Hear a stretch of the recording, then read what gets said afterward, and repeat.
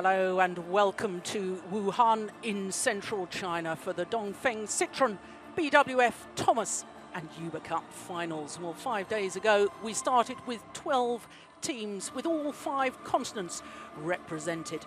We're now down to the last 4 because today is semi-finals day at the 24th Hubei Cup.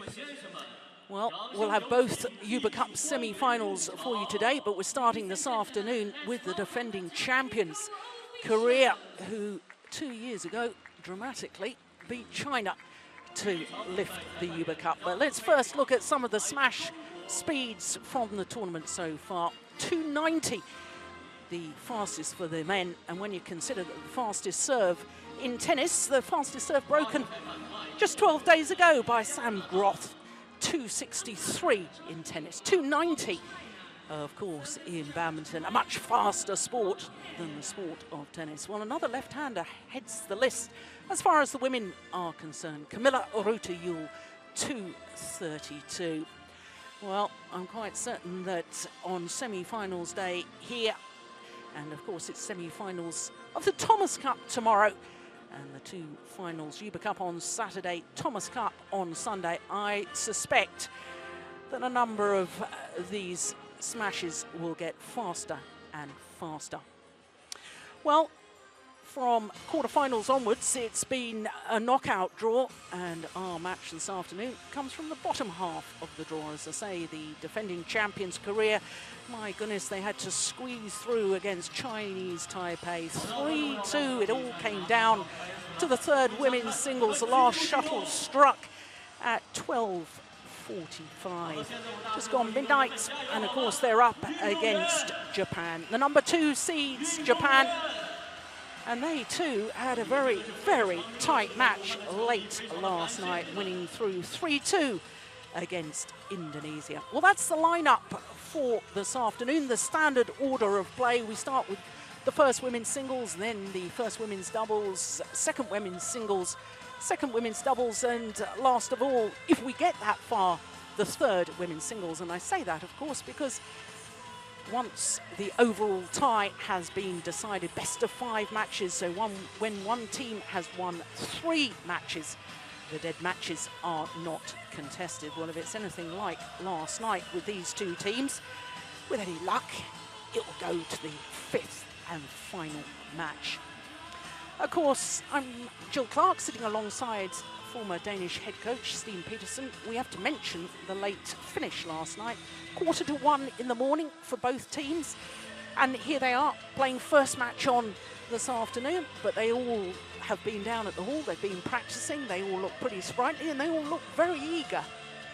Definitely, and who wouldn't be playing the semi-final of the World Championship, Team World Championships here in Wuhan, but I'm also quite sure that neither the players nor the coaches or, for instance, the video operators got a lot of sleep last night because they had to prepare for this early match, and not exactly a favorable solution to,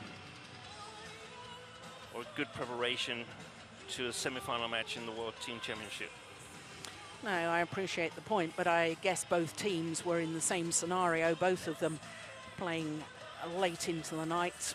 And of course, the first match up, a very interesting one, Sung Jae-hyun of Korea up against Sayaka Sato, the left-handed Japanese number 1.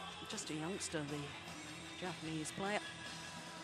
Well, they're both youngsters, come to that, and I think that's something we've seen the whole way through this tournament, isn't it? The emergence of so many good young players. And of course, one of them was in dramatic action yesterday, Tai Su-ying from Taipei, actually playing against Sung Ji-hyun. What a thriller it was. It was 1 hour and 14 minutes before the Korean eventually won through 21-14 in the deciding game. The first match of Hubei Cup semi-finals, women's single representing Korea, Sung Ji-hyun. Well, she's played every match so far in this Hubei Cup campaign. Of course, Korea were in Group C, had to play against Australia and Germany, and that quarter-final against Chinese Taipei. There's our court officials for this first match.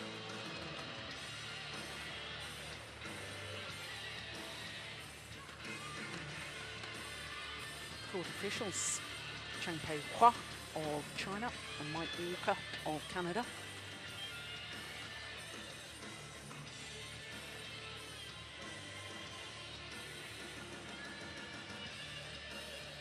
Well, without stating the absolute obvious in these team competitions, of course, the first match absolutely vital as far as both teams are concerned. It sets the tone for the rest of the match. It can give inspiration to your teammates.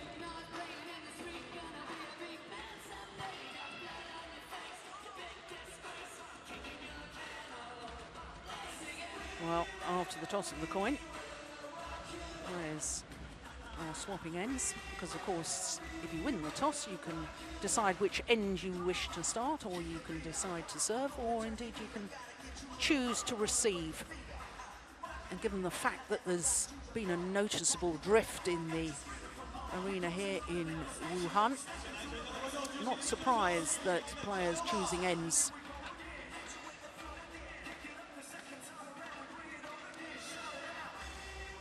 Well,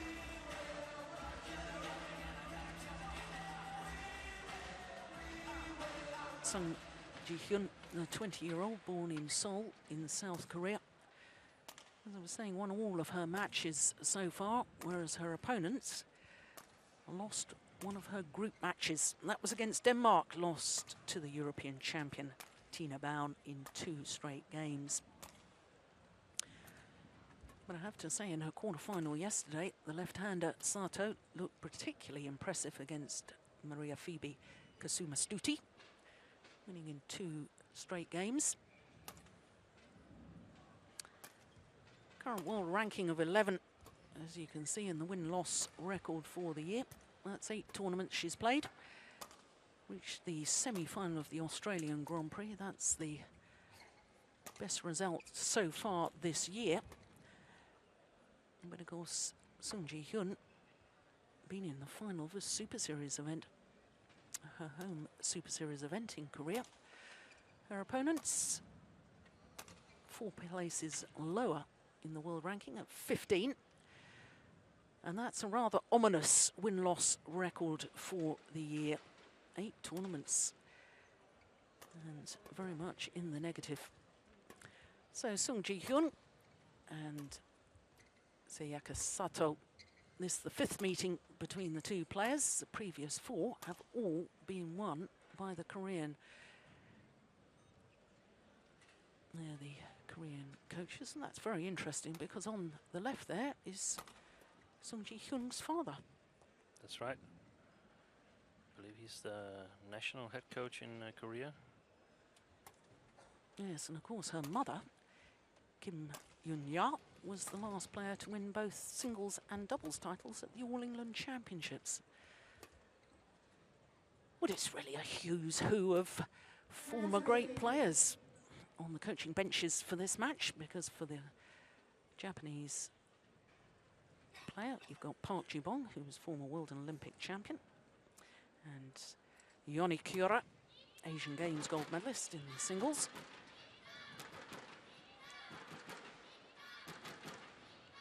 '98 Asian Games, of course.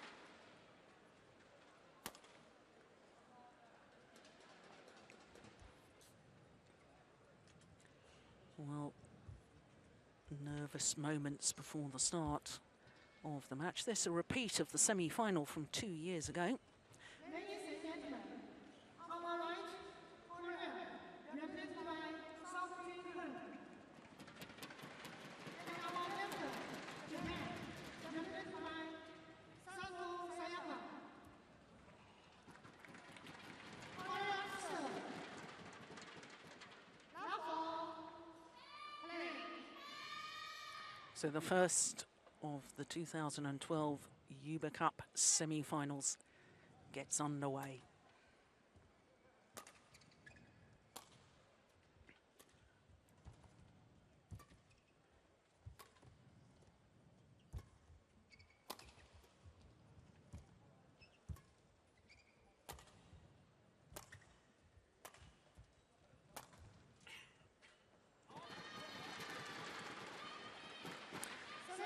I suppose we ought to question, Steen, the fact that Sung Ji-hyun, her marathon match yesterday against another young player, Tai Su-ying, won through in 3 games, needed 8 game points in the second game before she clinched that, and then went on to win the third, 21-14, an hour and 14 minutes. You compare that to the 34 minutes that Sato was on court to beat Kasuma Stuti. Is that going to have an effect for today's match?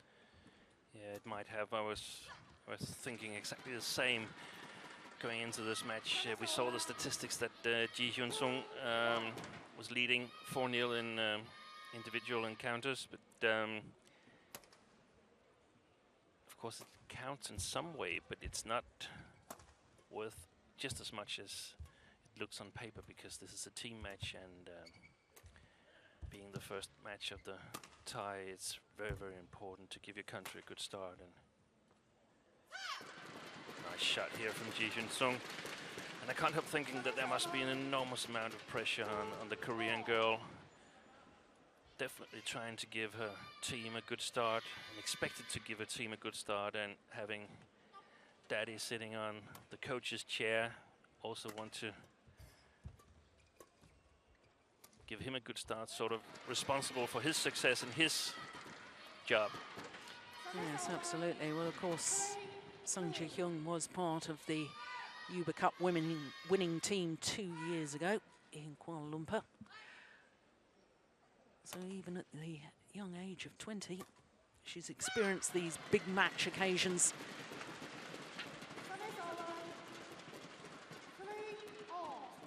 And for Korea, this incredibly their 15th consecutive semi-final appearance at the Hubei Cup. Every single time since they've been in the competition, first entered the competition in 1984, they have reached at least the semi-final. Oh, just missed it. So both these nations, Steen, great tradition in this event, because of course Japan are the second most successful team in the history of the competition.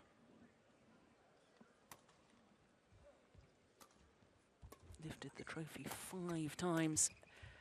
And that was a little bit before the emergence of China on the international scene, and South Korea as well.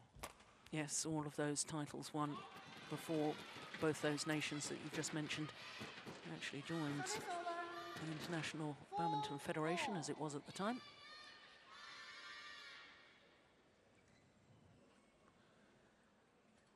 Actually had quite a long down period, the way I see it, the Japanese badminton, but revived after they hired Park Jo-bong to coach the national team. He's really done an amazing job. Actually, everywhere he's been coaching, he's been doing well. Spent some time in England, then in Malaysia, now in Japan. And I think the biggest influence he's had, though, is in Japan. Oh, that's terrific. 6-4. Just had some outstanding results as Sung Ji-hyun beaten the likes not only of Tina Bound, Wang Xin, current world number 2, but beat her when she was world number 1. Also beaten Wang Yihan, the current world champion.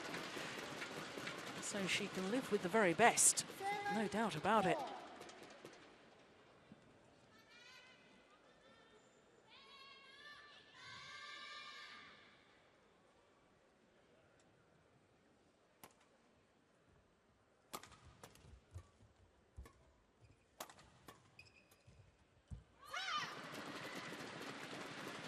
And a good start for Ji Hyun-sung here.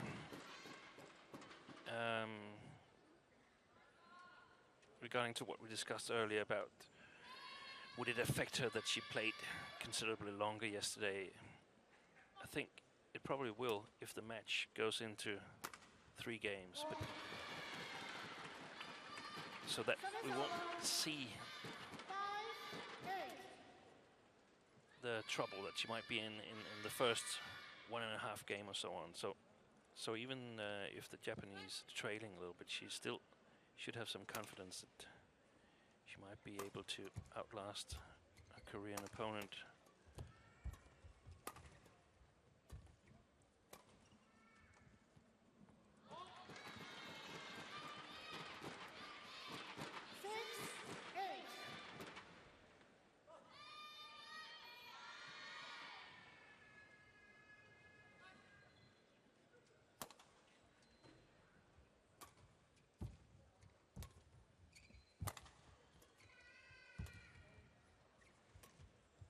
Oh, that's delightful. Really has got lovely racket skills. Good disguise.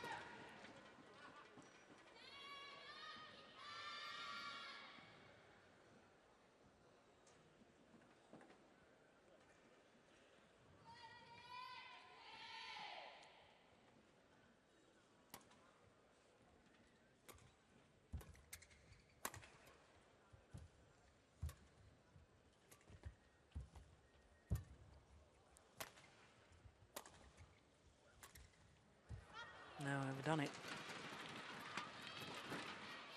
Service over.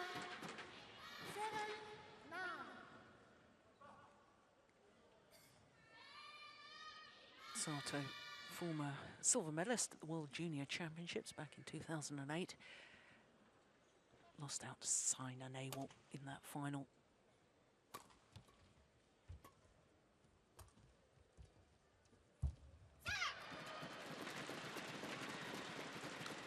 Didn't seem to stay with the shot. It's so important to stay with it and make a good shot.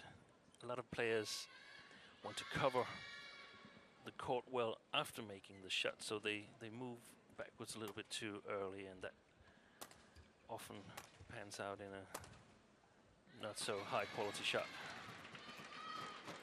Service over. 8-10.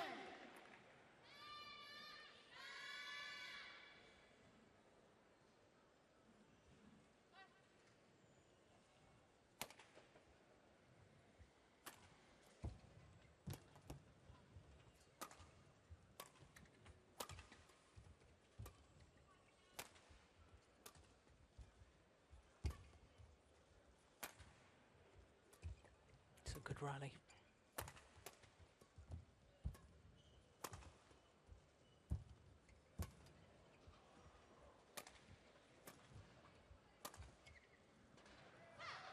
Oh, it's just wide. It's a very good rally. 3-point advantage at the mid-game interval in favour of Sung Jae-hyung. There's her father with the blue tracksuit top. Chen Gang, I think, from former Chinese player, the other coach. But it's interesting, Steen, you were saying to me that perhaps if it went the full distance, the match last night may affect the Korean player. I've been watching Sato recently, and it has occurred to me that she's been playing so many tournaments. 8 tournaments already this year, crisscrossing the globe. And 6 times she's lost in the first round.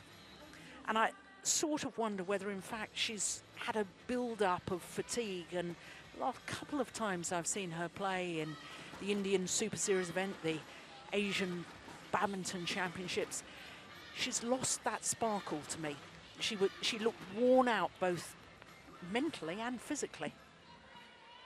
It's very likely that it is so, and I think that we've seen here in some of the other matches that we haven't been televising that players looked a little bit worn out. Yeah. We saw Wang Shunho qualifying in the nick of time for the Olympics, losing his first match against Dieter Domke, then getting revenge yesterday, but he certainly didn't look to be at his best. Now, of course, the end of the Olympic qualifying period was the world ranking published on the 3rd of May. And from that, all the players will know whether they've qualified for the Olympics or not. Mad rush to try and get final qualifying points.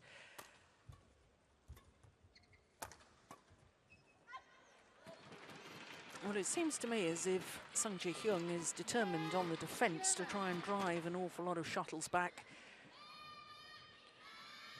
And both players relying on a quite patient game plan. So also the mental part, the psychological part of the game might come into play. Just sticking with your game and varying your shots just a little bit to create some uncertainty with your opponent.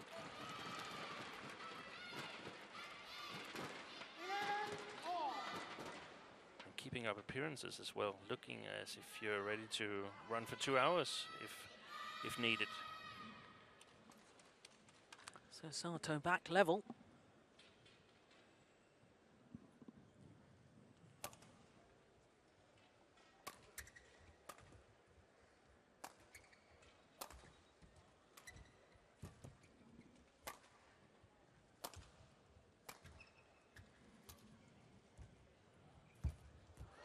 That was better. Played the block back to the net rather than trying to drive the shuttle. And there was one thing that I am a little bit worried about of the Japanese game, that she's playing an awful lot of clears, and we saw the drop shots she played from the baseline. It was quite long, so it was easy for Sung Ji-hyun to reach it, whereas the return was really, really close to the net, so the Japanese got to move herself a very long distance to catch up.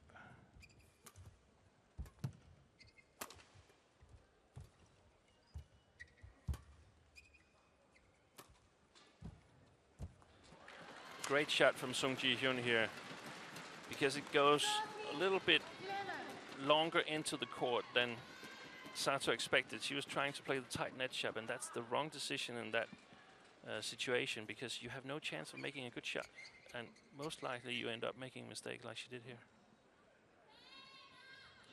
So what she needed to do was to just play it back a little bit into away from the net, not risking anything.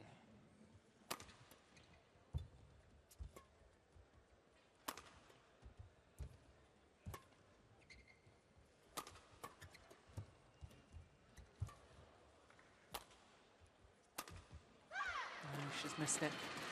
Just watching these two players, Steen, huge contrast to me in the way that they move. One looks a very busy player on court, always sort of quickly moving and adjusting, and that, of course, is the left-hander, whereas Sung Ji-hyun, to me, just calmly seems to be fluently moving across the court and gliding towards the shuttle. Sato does play with a lot of intensity, doesn't she? She does, and Sung Ji-hyun seems like she's conserving more energy. Sometimes in between the rallies, I fear that she won't be able to move in the rallies, but of course she is. But she's really taking her time. I mean, there's really no hurry there.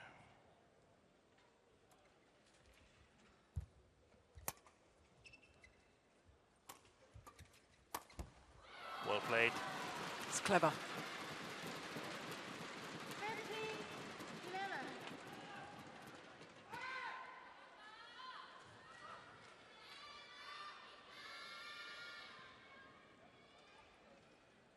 And I feel actually that what we're seeing here is sort of the difference between Japanese badminton and Korean badminton at the moment, because given the fact that they have Park Jo-bong as the coach in Japan, there will be a lot of similarities.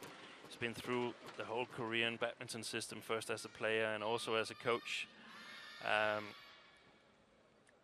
So they're virtually capable of doing a lot of the same things, but it appears to me that the Koreans, they sort of get the tactics in the game a little bit better. They got a little bit better, a little bit sharper game plan than the Japanese players in general.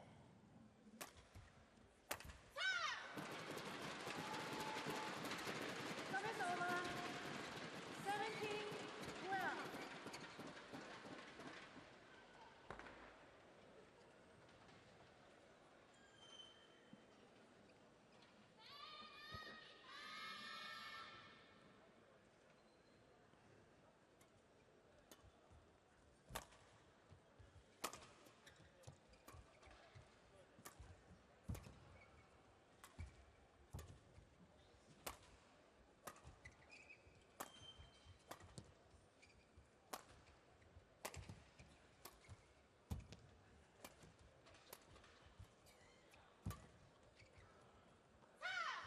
Again, we saw this quite long drop shot from Sato, and it's really giving Sung Ji-hyun no trouble in returning it. And it's also played cross-court, isn't it? Which, of course, if your opponent does get it back, all you've got to do is play the straight block, and then you've got to scamper the full diagonal, the longest distance to run on the court.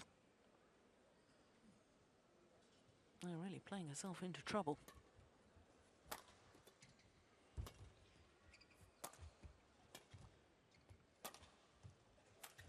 Oh, completely mistimed that one.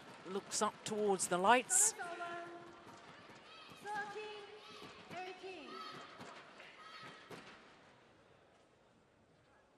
Oh, the lighting for this particular court, I think, has remained exactly the same. Of course, prior to today, there were 4 courts in action. And the lighting in the arena a little bit different, but certainly not on this court. I don't think it's altered at all.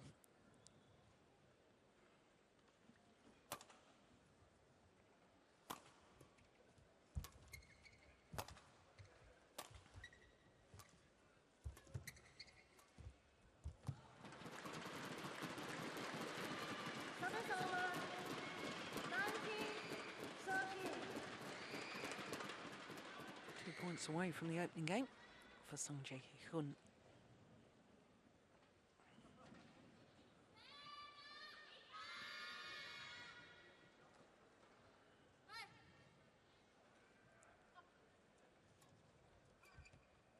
Oh, that's nice.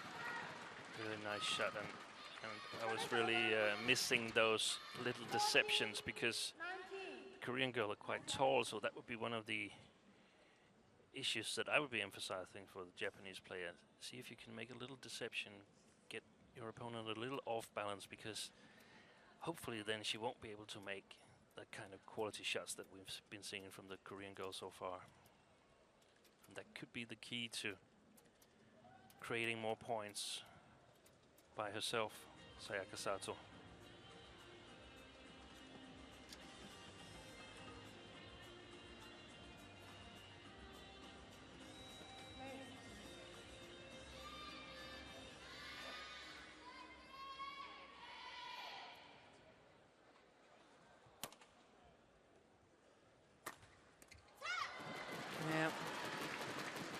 Just a little bit of slice on the shuttle there, creating the deception.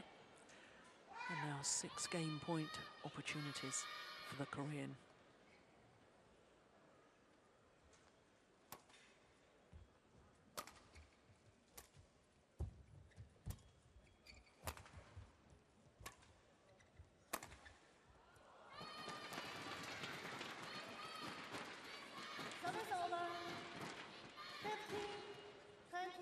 This shot we're going to see here,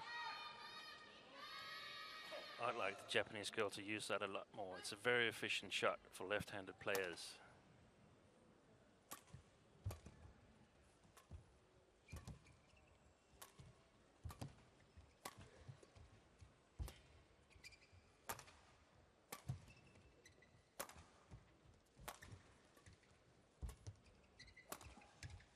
Well played. Oh my goodness, how did she miss that? Well, it was a real opportunity for Sato to finish off the rally, but instead she made the error. And that gives the opening game to Korea and Sung Ji-hyun, 21-15.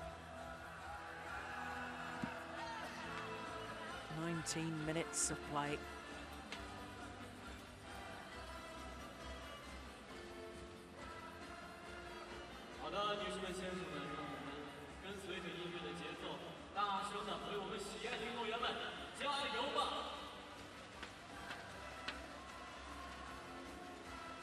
Well, not surprised by that, the number of overhead women winners from Sung Ji-hyun. It is something though, Steen, I think in the statistics we've seen in general really this week between the women's singles and men's singles, far fewer winners from the net in women's singles than in men's singles. Yes, Exactly, I totally agree with you. And that could be the case why we see, or we saw Sayaka Sato miss this golden opportunity at the net. The explanation could be quite simple. She's never winning shots that way, or rarely, very rarely winning shots that way. And that's something that I think that the players should emphasize in the future, that it is becoming much too difficult scoring from the back part of the court. You have to practice winning shots from the first half of the court and towards the net, and that's where you want to be clinical. So these missed opportunities on the front court, they hurt so much. Not only do you lose the points, but you could have won one, so it's actually a 2-point shot. Yeah.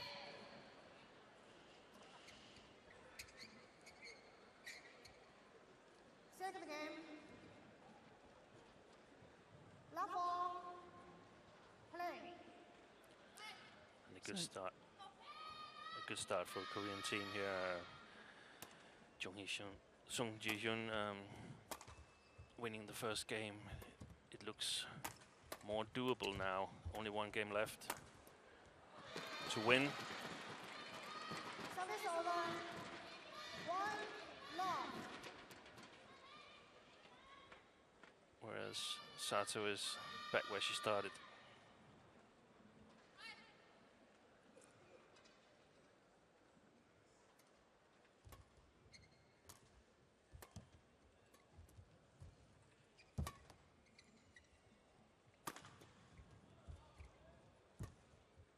Can go wide. That was an interesting change of tactics from Sung Ji-hyun, using the body smash. We see that quite often in men's singles, and I think it's a shot that's not used enough in women's singles.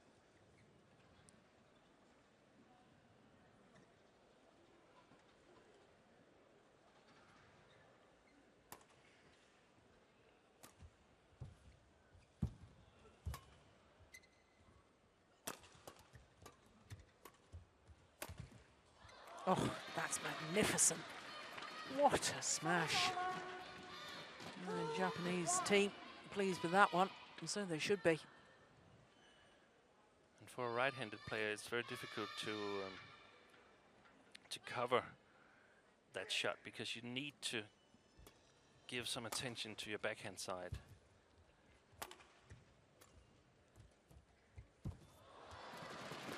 Yeah, a little fein with the wrist, just to send that block in a different direction. That's lovely skill.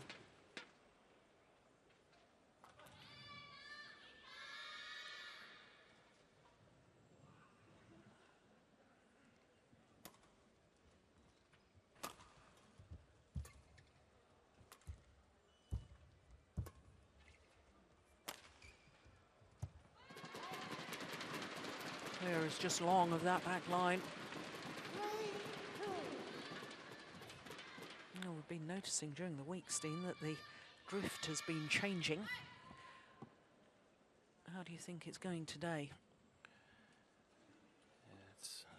It hasn't been that easy to pick up on the drift during the week, and I haven't got a clear picture today either, so it's a bit of a guess that it's a little bit like yesterday, that the wind is going from Sung Ji-hyun's end towards Sayaka Sato's end, and a little bit from left to right as well. But compared to other tournaments that we've seen, it's nothing much. No. There's bound to be a drift in any big arena. The natural air currents of warm air rising and will create a little bit of a drift for the players. Oh, good shot. Very, very clever. 5-2.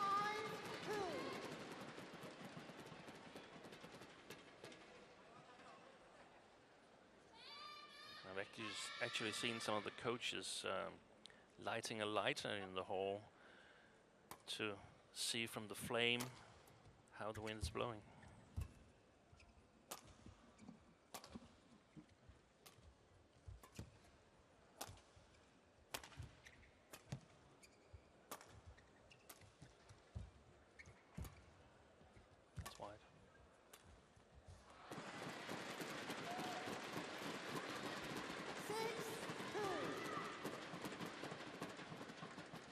think Sato has a problem with these shots. She's not as comfortable targeting the front court as she is playing clears and smashes.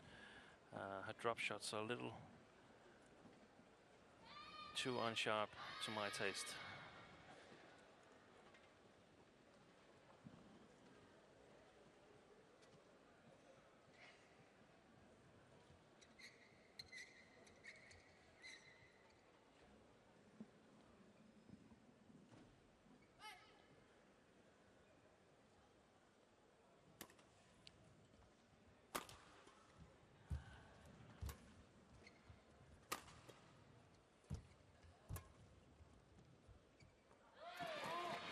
Just long, and that run of points comes to an end. 5 straight points it was to Sung Jae-hyung. Watching it carefully. Yeah, good judgment.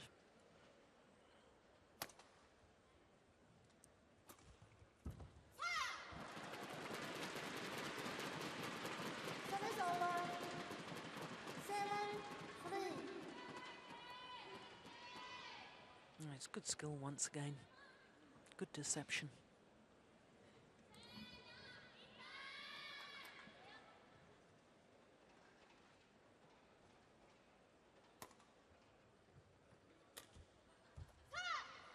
Oof, goodness me, that must have been close. 8-3. It looked in from my position, but yeah. The linesmen are better placed, so probably they're right.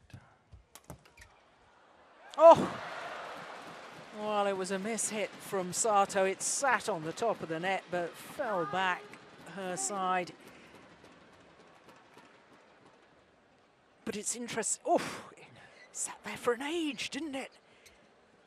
Interesting, though, Steen, that Sung Jae-hyung actually rushing the net there and making it count, trying to play the attacking shot, taking that half chance. That's what I think you were referring to earlier. It was, and she did it. She didn't look comfortable about it, and it could have gone wrong, but she needs to do that because otherwise she give away too much opportunities. Too many opportunities, actually. Unforced error on the return of serve. Well, there's been a few of those from Sayaka Sato. Kaneko Ionikiura.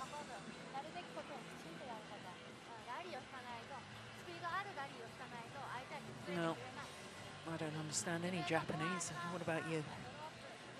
I did earlier this week, but the skills have sort of slipped away, but I think she's really urging Sato to do something extra now because you're down one game and 3-11 trailing in the second, so something different has to happen. And for instance, we've been seeing her firing these immensely high services to the backcourt. So let's try something new because this isn't working. That's clear to everyone.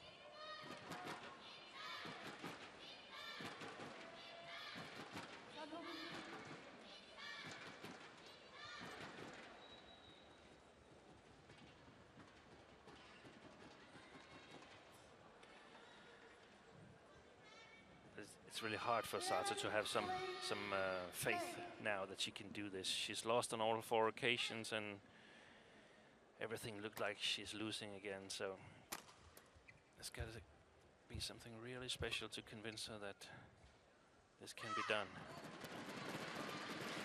Yes, and I suppose the problem is compounded by the fact that she's had no confidence in recent tournaments. She can't draw on that because she's had disappointing results by her own very high standards.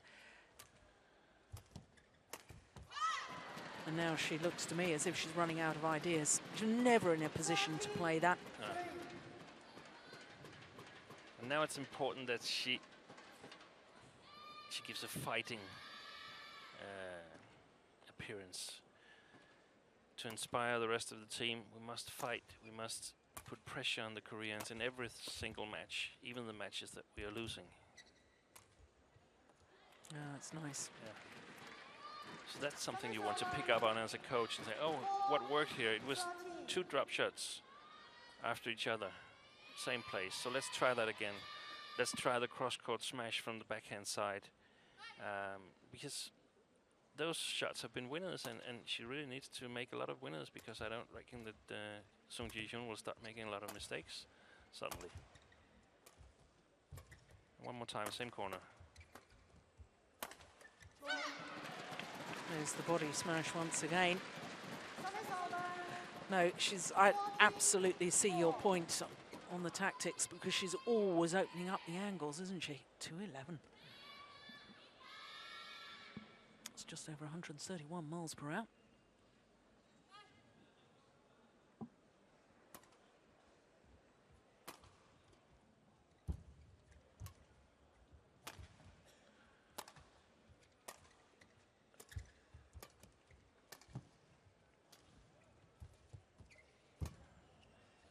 If you back home watching, if you try to dim your eyes a little bit, you can see the players as one black spot and one red spot, and you'll see the black spot is a lot on the middle of the court, while the red spot is moving all the time.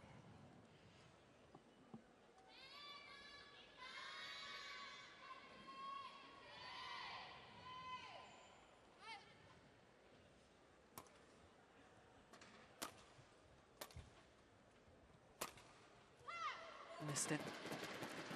It's all slipping away from the Japanese number 1 rather too easily. 12-point advantage now to Sung Ji-hyun.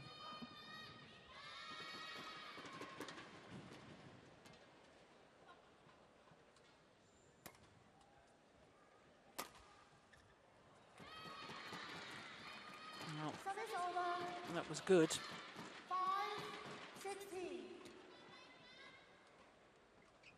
But to be honest, it's been a little bit hit or miss.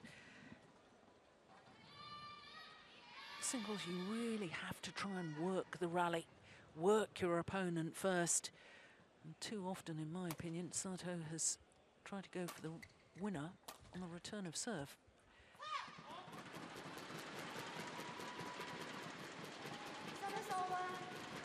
She probably feels that she cannot match Sung Ji-hyun in the patient game, the clear drop game.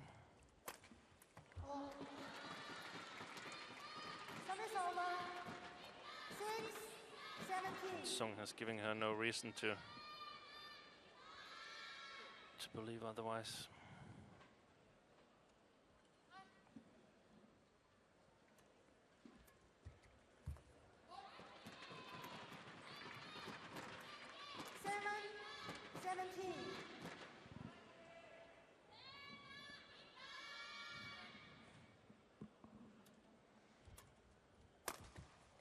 Oh, yes. Really got behind that one well. Short lift from Sung. And then she actually has a nice smash. Quite powerful. Yeah, there's another winner from the nets from the front of the courts. 18-8.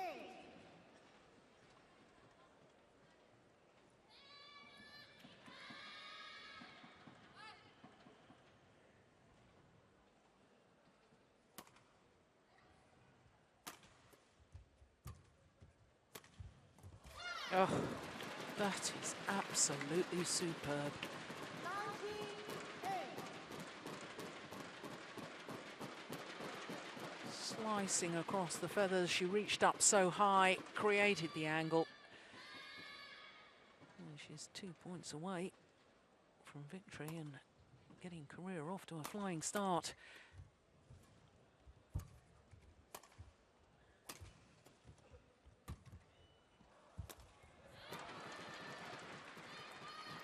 Service over.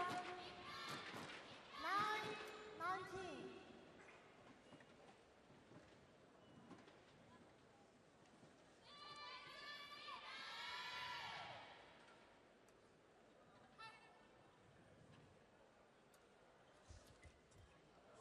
Oh, well, raises her hand in apology. But it was beautiful skill. 20, match point 9. 11 opportunities to close out this first women's singles.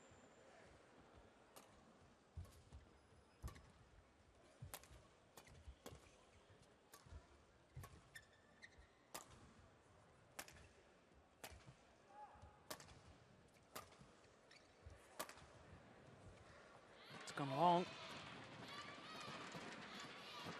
Service over. 10, 20.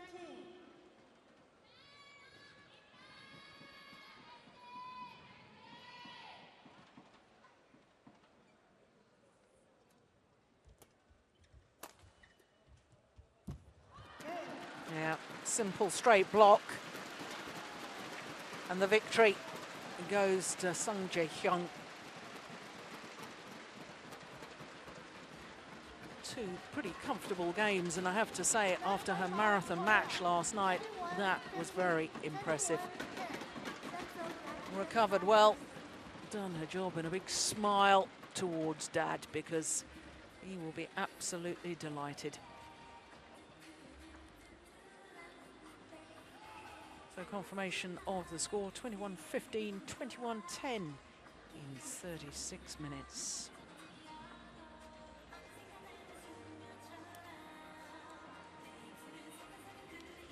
Well, the winners from the nets, quite obvious. Stronger in that department, the Korean.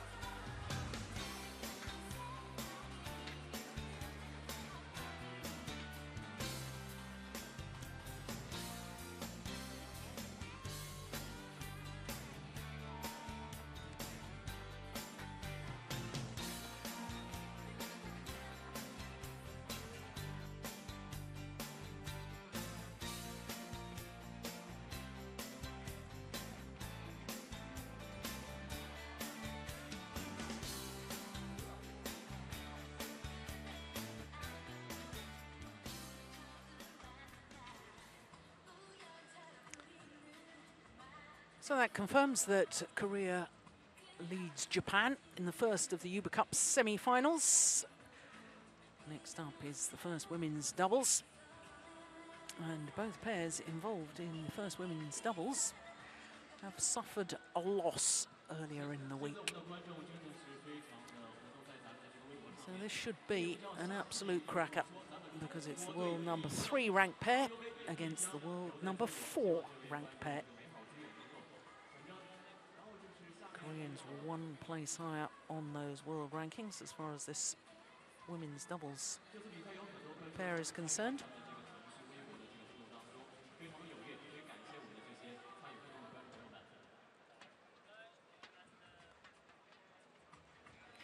Kim Min-jung and Ha Jong-eun, the number 3 pair in the world, up against Mizuki Fuji and Reika Kakiwa of Japan.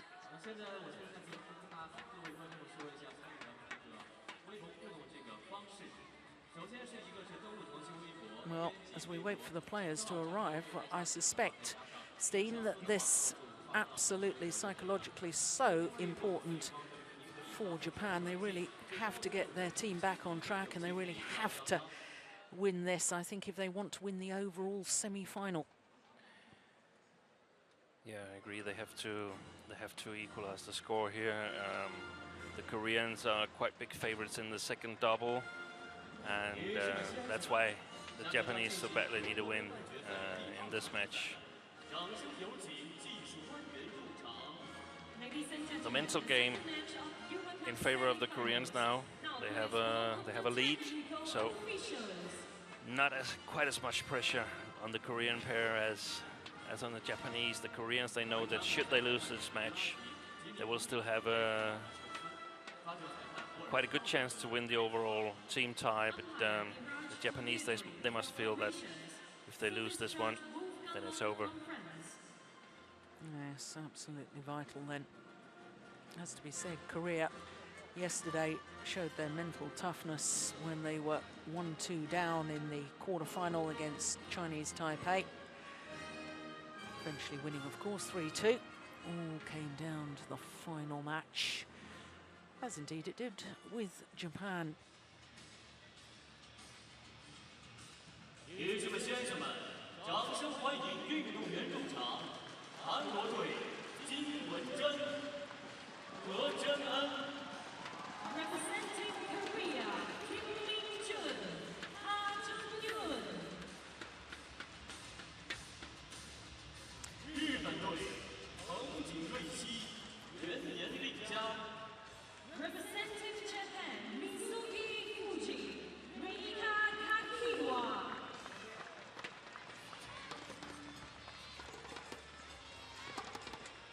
Well,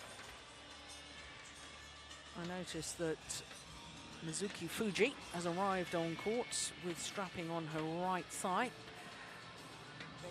Don't know whether you noticed any problem with that yesterday, Steen, but certainly must have pulled or a muscle or perhaps a little stiff after yesterday's long match that the Japanese had against Gracia Poli and Miliana Johari. 18-19 down. They were in the third and final game. Won 3 straight points to close it out in 1 hour and 19 minutes, so it wouldn't be at all surprising if the Japanese pair are feeling their muscles after that long encounter. Well, it has to be said, in all fairness, that Ha Jung-eun and Kim Min-jung also had 3 games yesterday, but they lost their 3-game encounter against former world number 1s from Taipei, Chen Wen-sing and Chen Yu-chin. Despite taking the opening game, that was as well.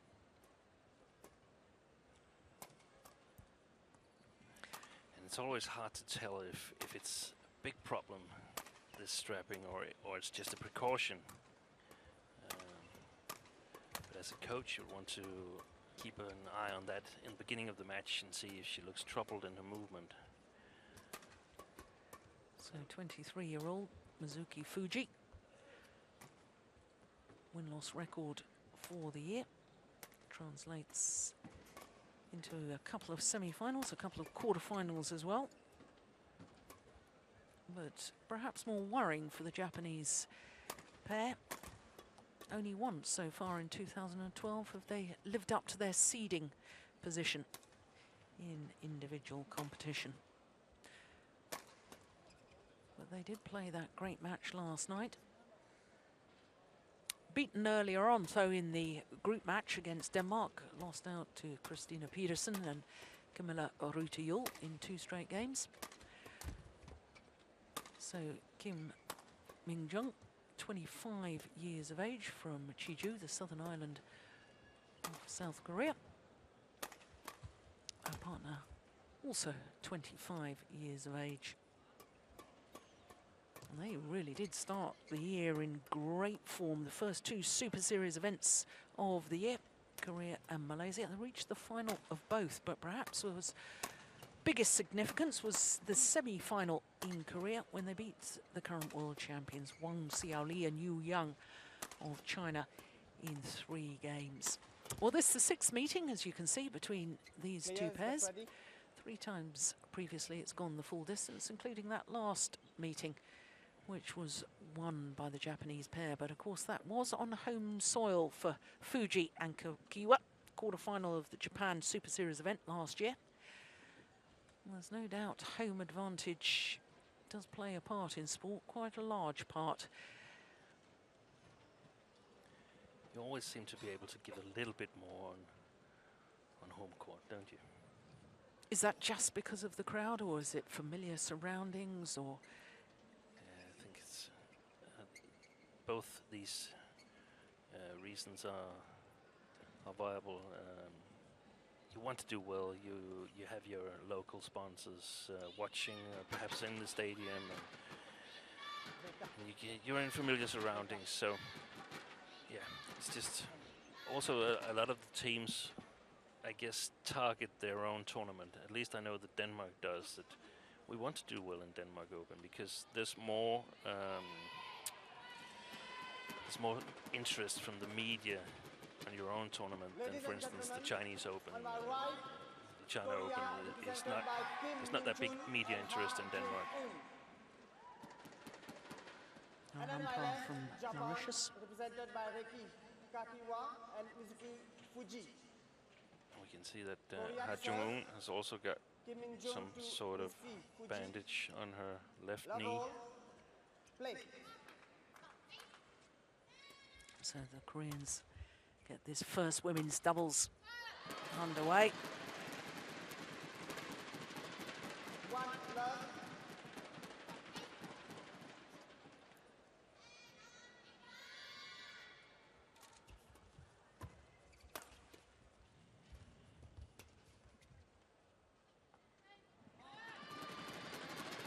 Just long.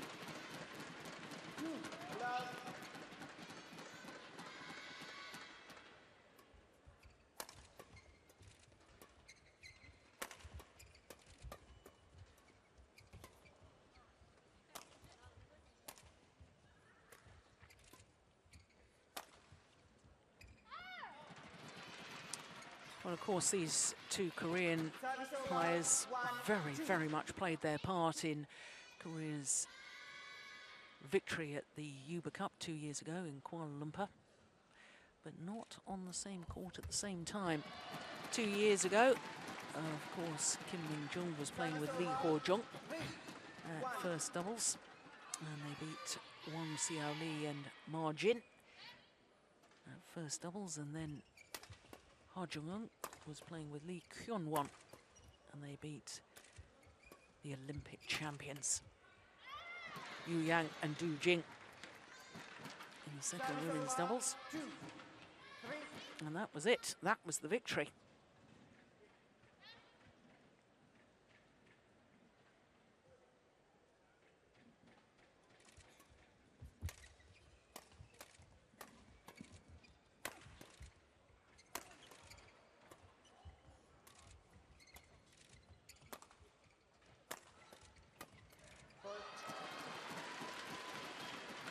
I spotted a low backhand here from Raika Kakiva. I haven't seen that stroke in a long while. Always used to be known as the Danish swipe, didn't it? Yeah, that's right. I think Ian Coppen made it famous many years ago.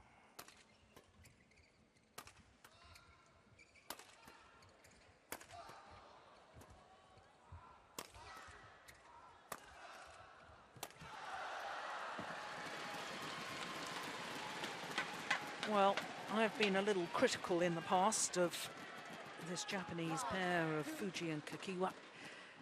Number of times I've watched them, and so often they seem so content just to extend the rallies as long as possible with the hope of just wearing down opponents. Look at that return of serve, just lift it. There's another one. Lifted long, but the whole mentality of them is not a naturally aggressive pair, and I'd love to see them take more initiative because there's no doubting their skills. Yeah, you mentioned earlier that they hadn't been able to live up to their seedings lately, and I think that's a tendency for this pair, and I think actually for most of the Japanese pairings that we're seeing at the moment in the ladies doubles, because I think the game is changing. 1-2 years ago, being good in defense was excellent, and nobody wanted to meet them, and nobody wanted to run for an hour and keep smashing away. But I think the ladies doubles is just on the brink of development, that the players that are a little bit more skilled in the attacking strokes, better in the flat game and so on, they know that they must be able to work their way through this kind of defense, and they've been practicing. They've been practicing new ways of scoring points, and this style here that we see the Japanese playing right now, I hope in a way that it's going to be old-fashioned in 1 year. from now.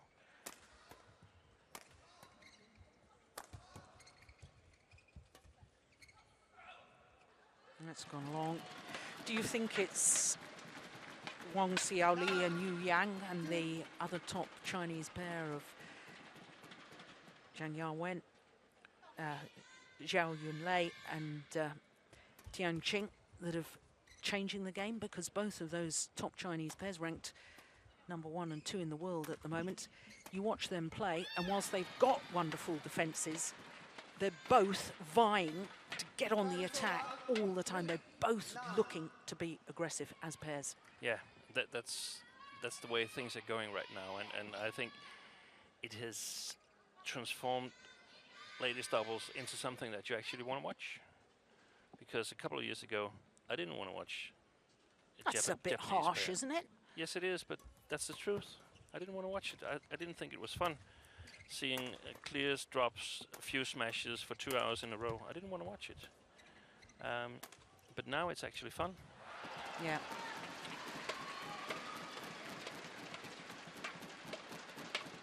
Well, this is a very healthy lead. That's delightful block from Kim Min-jung. Turning the defensive play, blocking to the net, following forward.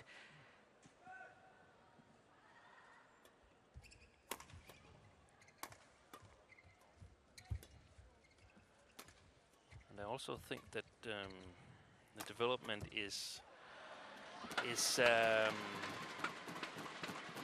noticeable, that they put Wang Xiaoli and Yu Yang together.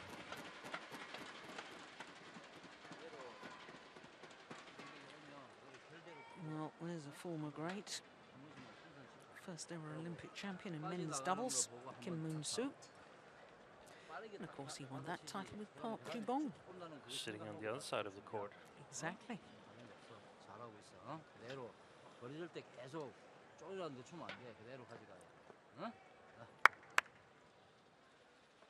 Yep, I think he's pretty pleased with the performance so far. 20 seconds. 20 seconds. That's quite noticeable. We can return to that discussion about the ladies doubles later, but it's quite noticeable that in Asia you see a lot of former players being coaches, a lot more than I think is the case in 11, Europe. 3, And the reason I think it's interesting is because I feel that there's coming more players into coaching in Europe. But I've also noticed some players thinking that when they stop playing, they can just sit in the chair and they will be great coaches. But there's some work that needs to be done ahead of that.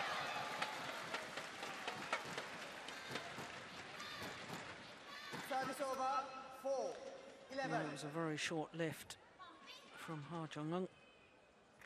And got what it deserved. Yeah, you can see how close she is, only the mid-court area. 205.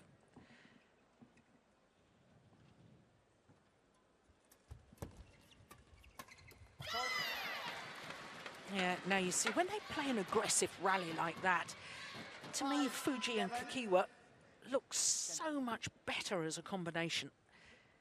I know they've got the capability. And that's what the point was about before. I didn't get to make. I didn't have time to get to it with Wang Xiaoli and Yu Yang. Yu Yang. That they're both more all-round ladies doubles players than, for instance, Ma Jin. Ma Jin was very, very strong on the front court, but had weaknesses on the back court. And I think that we'll see that it's not the way ladies doubles are constructed in the future. You must be good all over the court. You cannot have one big weakness. Service over, 12, 5.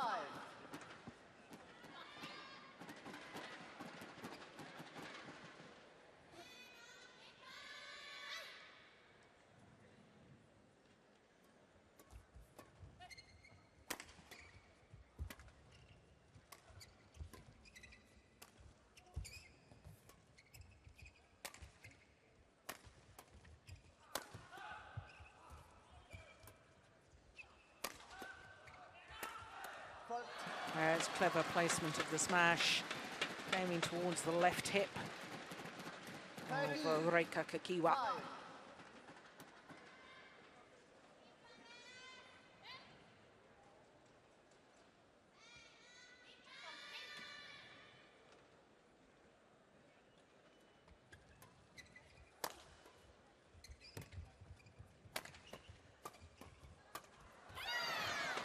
Yeah, hunting the shuttle at the net. Service over, 6-30.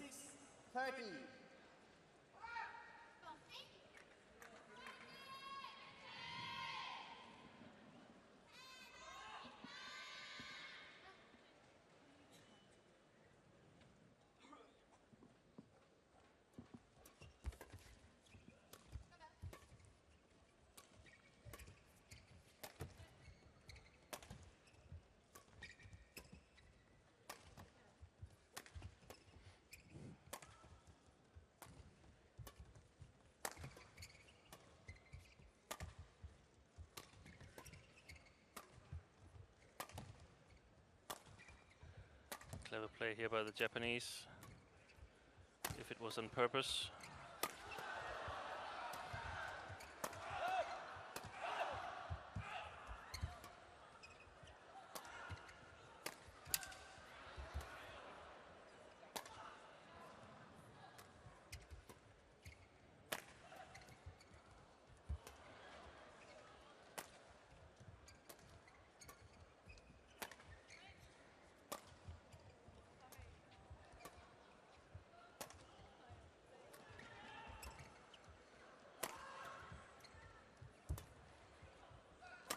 What a rally. Oh, my goodness. Oh, absolutely sensational. 7-30. Park saying, that's the way to do it, girls. What a cross-court net shot to finish it.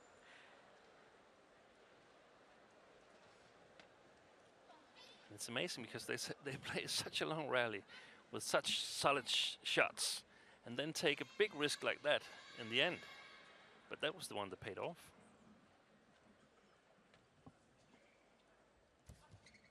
Oh, and then makes an error on the low serve. I thought the Japanese had a good game plan in that last rally in the beginning because they were targeting Kim Min-jung all the time, but then later on in the rally, I got the idea that they weren't perhaps really aware of what they were doing because suddenly they played Ha Jun-un a lot of times.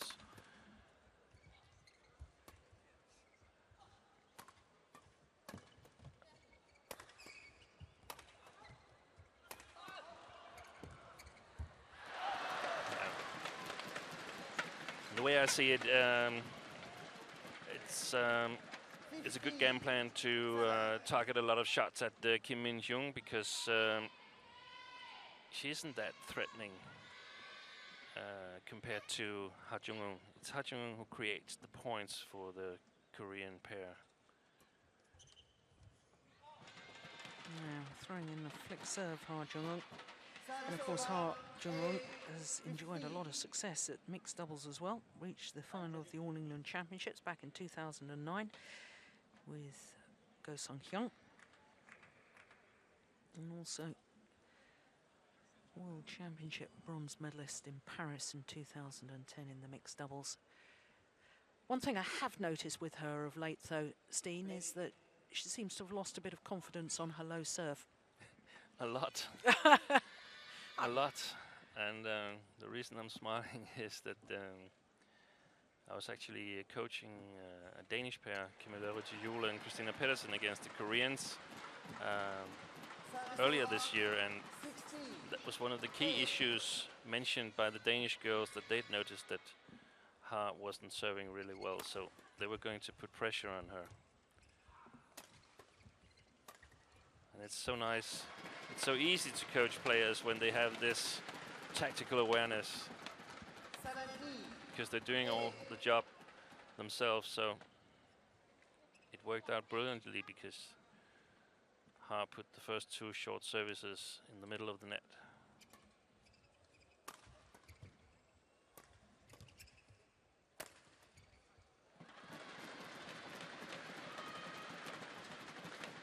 for placement of the smash rather than power. There was a point from scored by Kim Min-jung here, but she also had it coming directly at her, so move her a little bit and she'll have big problems scoring points.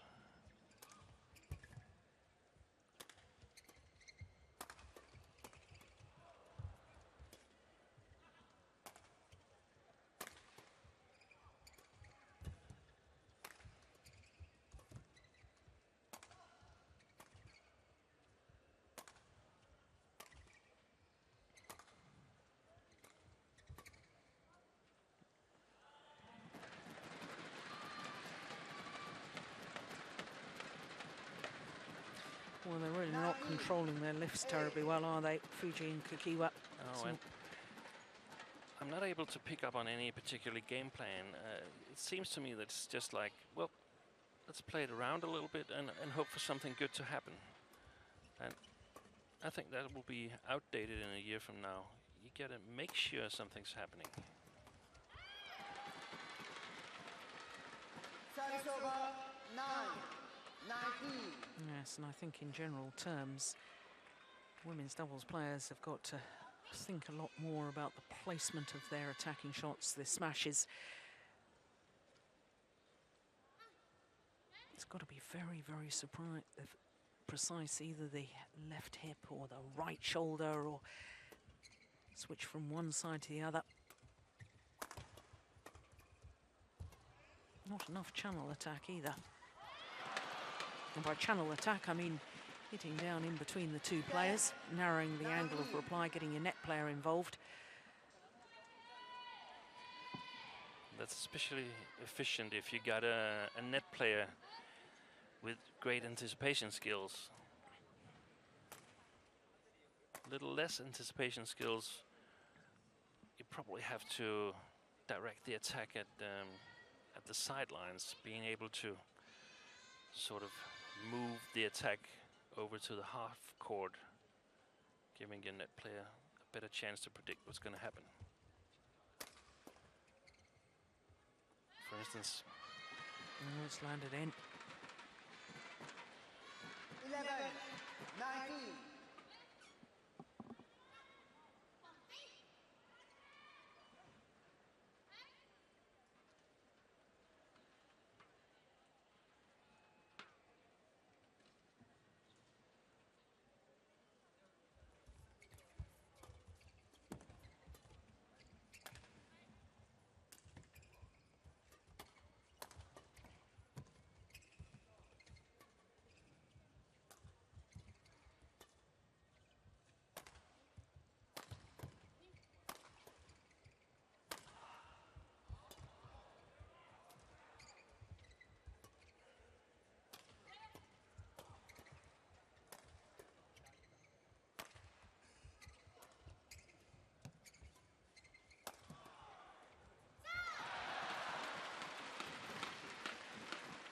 Well, I have to be honest, I thought that was a tired-looking shot at the end of that rally from Ha Jung-ong.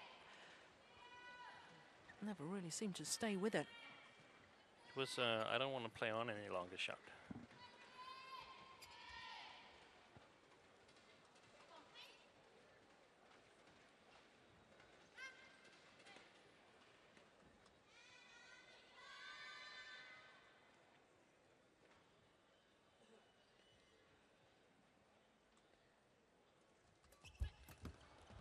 Terrible service. Lucky for the Japanese. Another mistake from Ha. 19. So 5 straight points from 8-19 adrift. Closing the gap.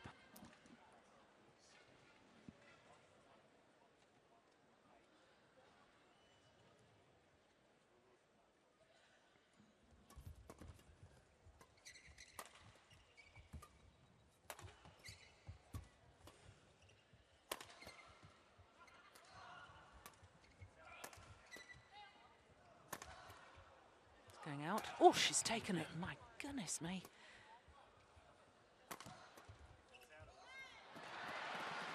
And then completely mistimed from Reika Kakiwa. Service over. 20. So that error Game point. 30. means that the Koreans now have 7 game points.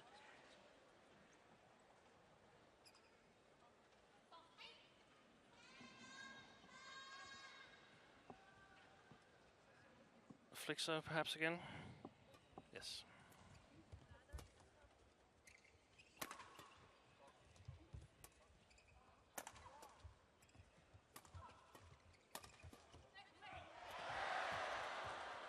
Nicely done. Game.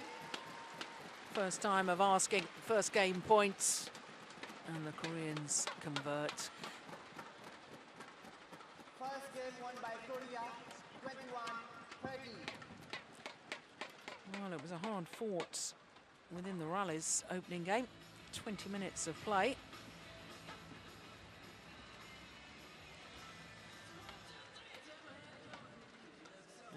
As you say, Hart Jung-wook, the playmaker, the one that looks to go forward to the net. And game number 1 to the Koreans, 21-13.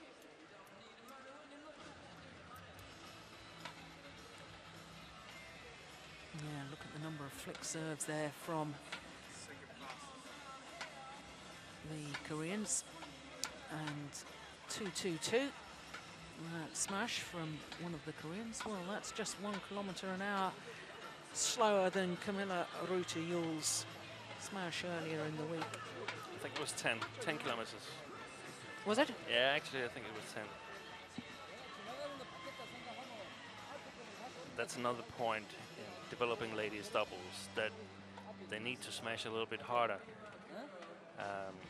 The way I see it, Camilla Yule at this tournament so far, from the players we've been measuring, has the fastest smash, but she's not like the strongest player, and we can see that in the men's doubles and the mixed doubles as well. Carsten Mogensen can hit it really hard. Joachim Fischer as well, but they're not sort of 20 seconds. extreme in any physical way. They're quite thin, quite skinny, so it's a lot about technique, a lot about timing.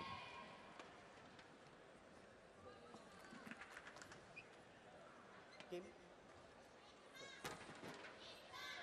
And the umpire having up to ask Fuji and Kakiwa to return to court. The Koreans were already waiting.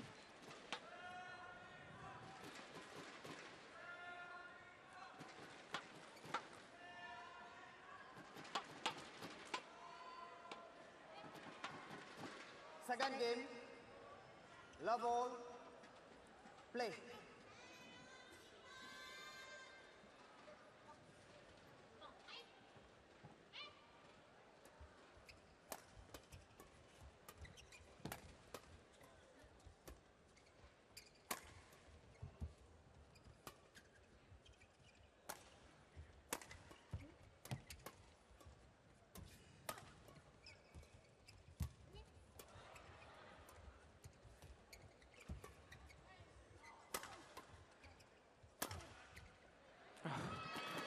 What were you saying about power smashes? That was pretty good, wasn't it? It was pretty good, and I suppose it's Ha who has the 222 kilometer smash.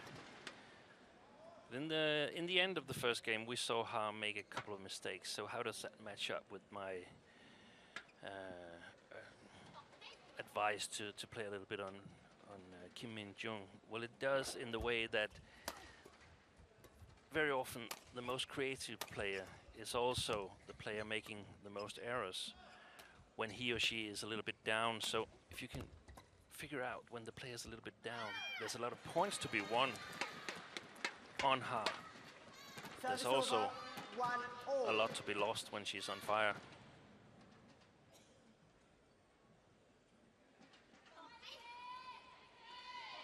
This Japanese pair have been playing together since they were juniors. Most of the time have a great understanding. They're still using the little hand signals to let partner know where the serve is going to go to.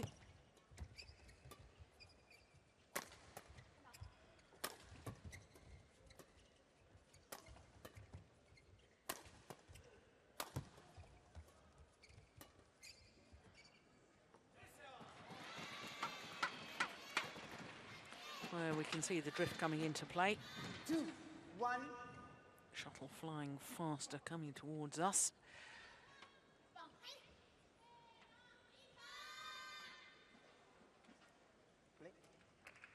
And that's actually what the Japanese pair gets working in favor of them right now, is that they must try to exploit that they're playing on the good side, so to speak.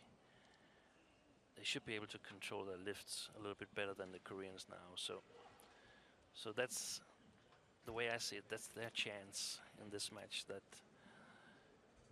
there is actually a good side and a not so good side.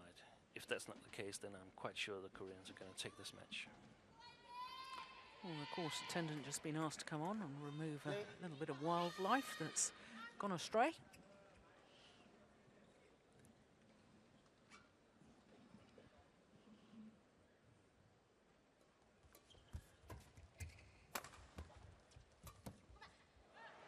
Oh, it's long.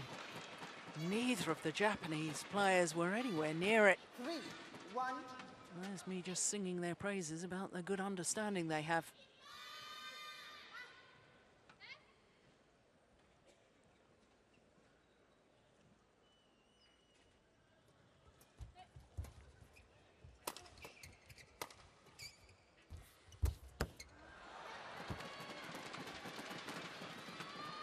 Now it's Haas' turn to serve again, and let's see Service over. how it goes, 2, and more importantly, 3. let's see how the Japanese line up, because there's no point in standing really close to the front line. Just go back.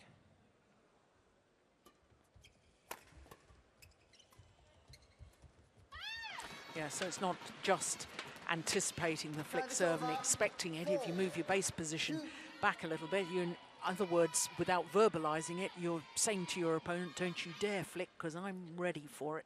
And that was what the Danes did so brilliantly in Malaysia. They, on purpose, moved 1 meter back and played with the mind of Ha Jung-eun, and she felt pressured to launch a short service, and she did in the middle of the net twice.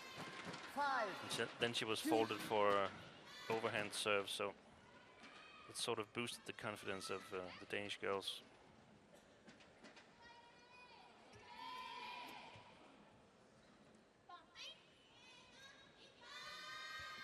Play.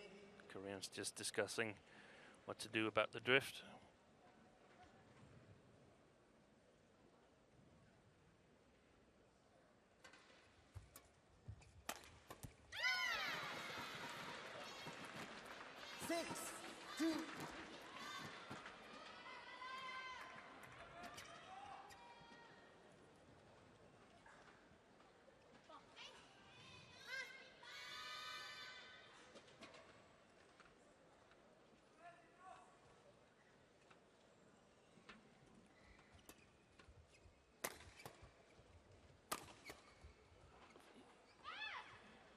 Oh, that time it's called good. Service Well, over. Kakiwa 3, can't 6. believe it. Play. Yeah, I can sympathise with her. That was just long of the back line.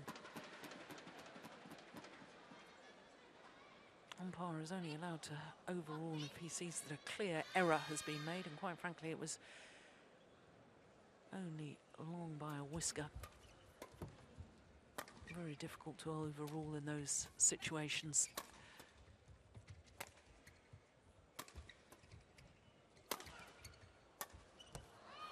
It's well taken at the net from Kim Min-jung. 4, 6. Very powerful smash again from Ha Jung-eun.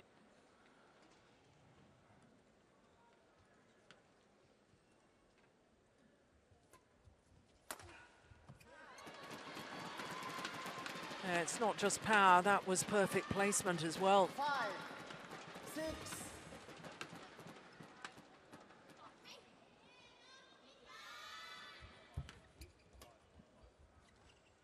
Much better service return there.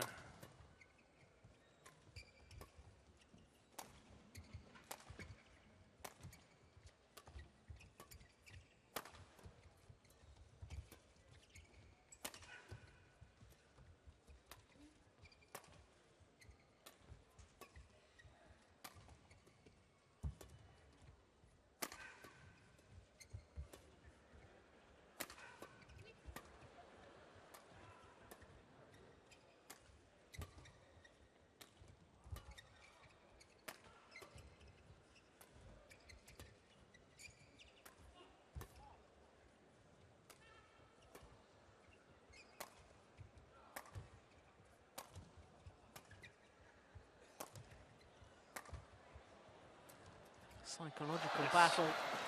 Won in the end with a lucky net cord. That's what I'd like to see the Japanese doing. In the middle of the rally, they thought we'd better play 4 or 5 shots in a row to Ha Jung-eun, but they could get through this. Targeting Kim Min-jung, putting pressure on her, a little bit more creative in their own defense. Teasing her to go for the win and make some foolish decisions.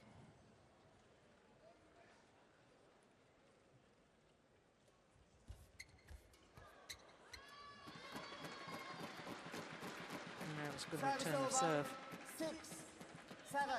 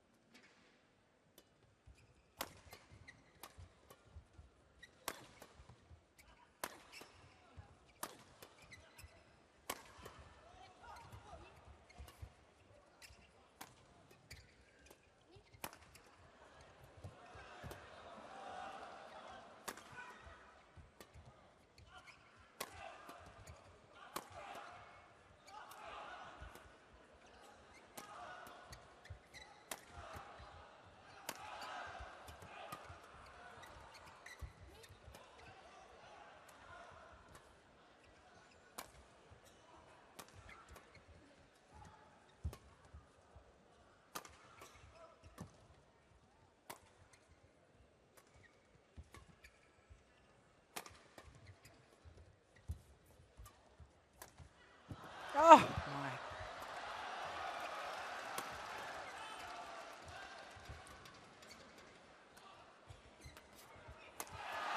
What a rally. Well played, extremely well played by the Japanese eventually in the rally, because the first part of the rally, they were doing all kinds of different shots and smashes and so on, and then they sort of got back to, oh, let's play some clears, let's target Kim Min-jung, and that will get us opportunities. So why not try it again in the next rally? Well, all 4 players taking the opportunity to have a quick timeout while the court is mopped.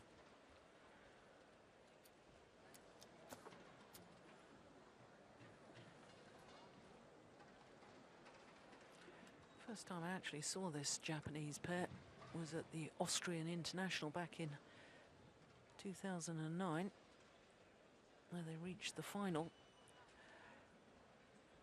Just teenagers at the time, and I thought then that it was a pair for the future, and the future arrived very, very quickly for them. They enjoyed having played international challenger events, moved up to the Grand Prix and the Super Series very, very quickly indeed.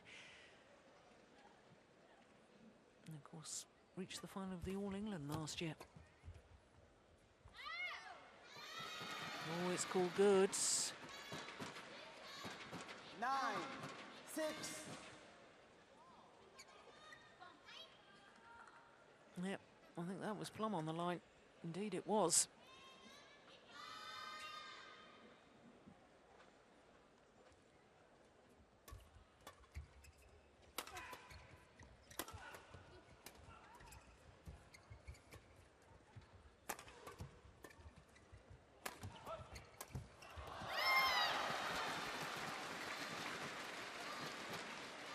Really, 10, 6.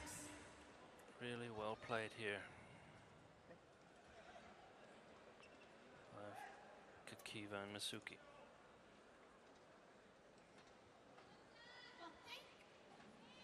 Oh, having the intercept with that round, the head shot there. Fuji did remarkably well to actually place it across court.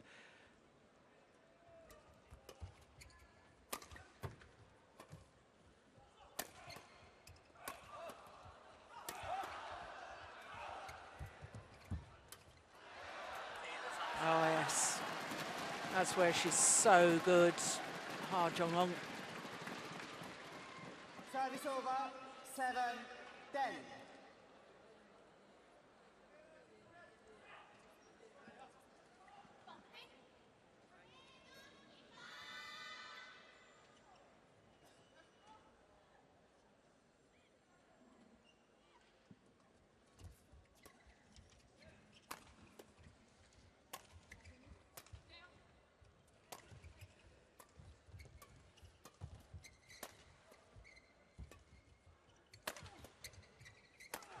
Oh, that is wild.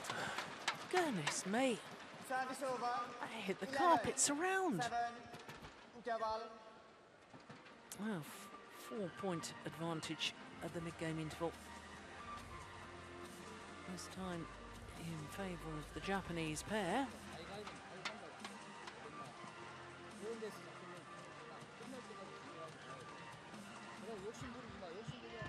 So if you were the Korean coach right now, Steen, what would you be advising your players?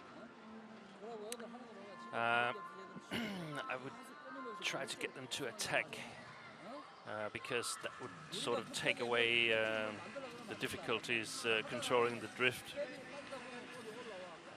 You would even have a little advantage attacking because the shuttle arrives on the Japanese side a little bit earlier, split second earlier than you'd expect. So patient attack, not a lot of clears, a lot of slices, a lot of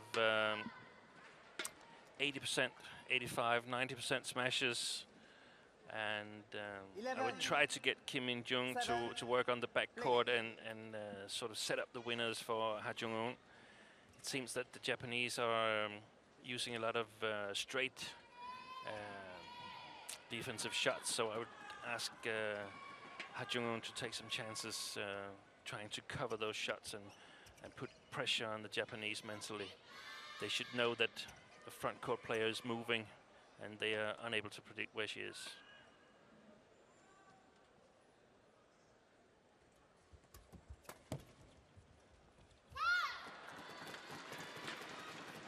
And I don't agree with the service from the Japanese. They served short to Kim In-jung. Flicker, get her on the backcourt where she's easily targeted than on the front court.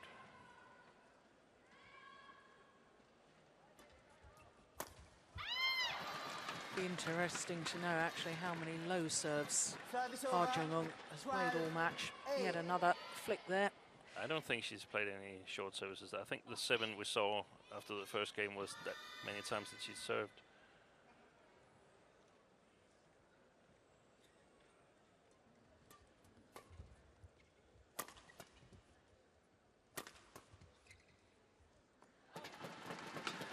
And Lee Young-dae is facing a tough task playing Olympic mixed doubles with Ha Jung-eun if she's unable to launch a short service.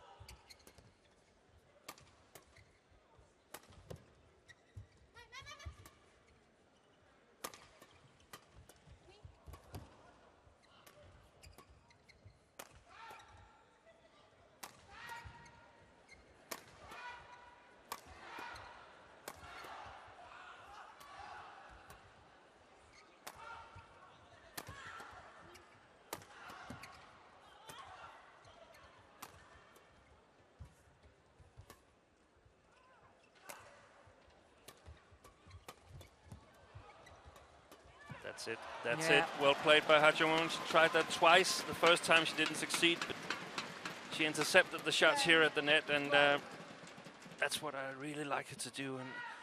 And that forces the Japanese to do something else in their defense. They can't just do what they've discussed and probably practiced earlier.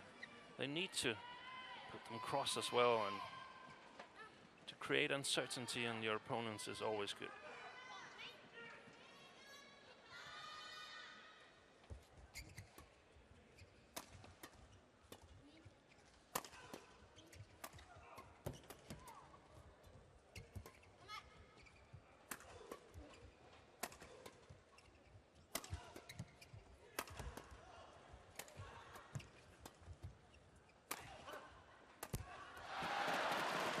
I just sensed a little more urgency in the style of play there from the Koreans. 11, 12.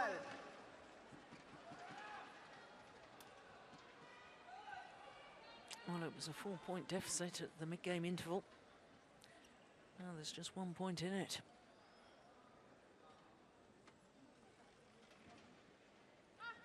And the problem for the Japanese is that the Koreans take turn at attacking, and that's what I don't want. I want Kim Min-jung to attack if I were the Japanese.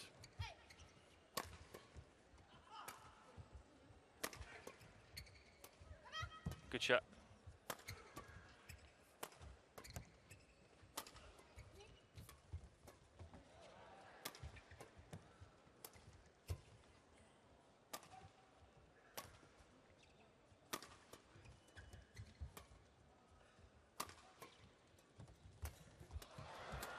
Oh, good rally. Fantastic play here.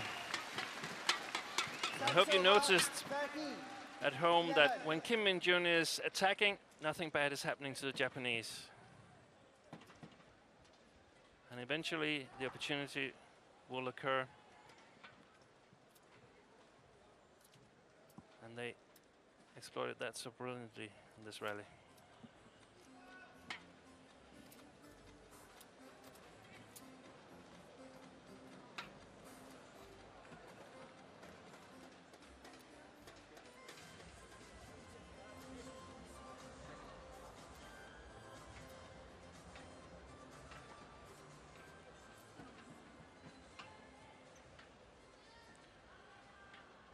A few very important rallies now.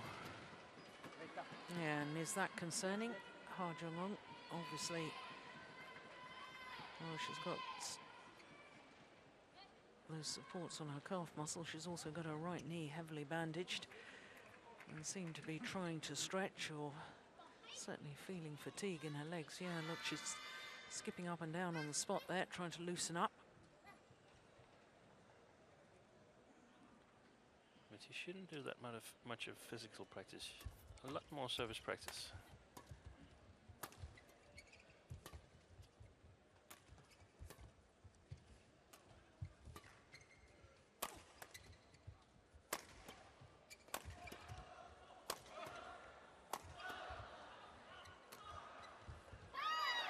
It's called wide.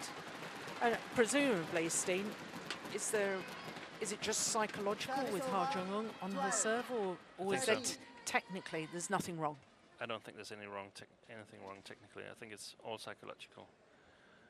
We saw the Danish women's doubles coach Ricky Olsen during the major part of her career, very, very solid server. In the end, the same happened to her that apparently has happened to Ha Jung-eun now. Almost unable to launch even a long serve.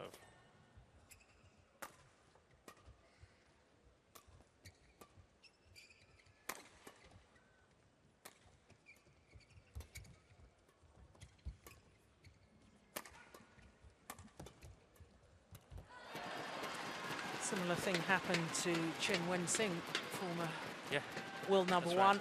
Of course, she's still playing with Chen Yu-chin and had the most magnificent match last night when they beat this Korean pair. There was 3 players on court that were all struggling with their low serve. It was still a terrific match.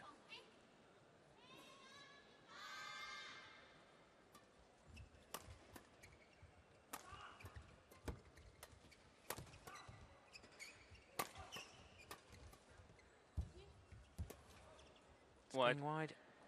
Yep. Service over. But the Koreans have caught up, trailing 7-11 at the interval, but they're close now, so they can see an end to it. I think they're going to take this game. If I were Kim Moon-soo, I'd say, come on, girls, 8 more rallies, work hard, and then we can go home.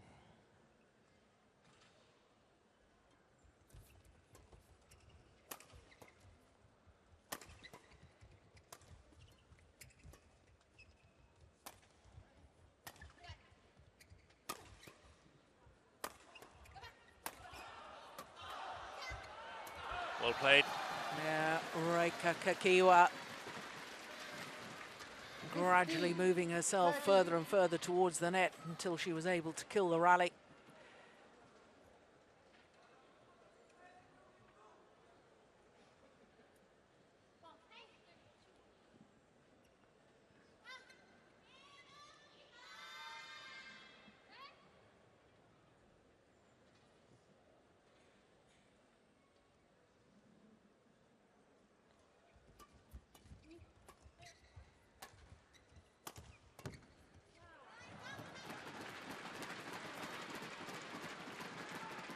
Service over, 14.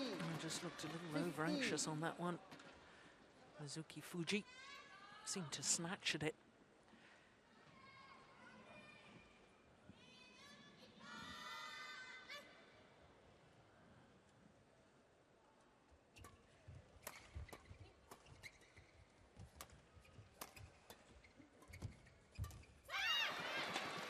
That was really lucky for the Service Japanese over, pair. 16, 14.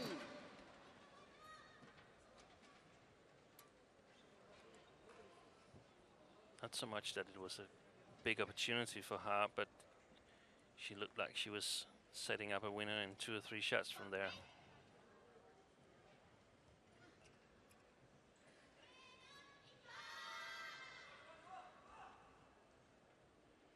Kaneko Yonikura looking very concerned at the moment.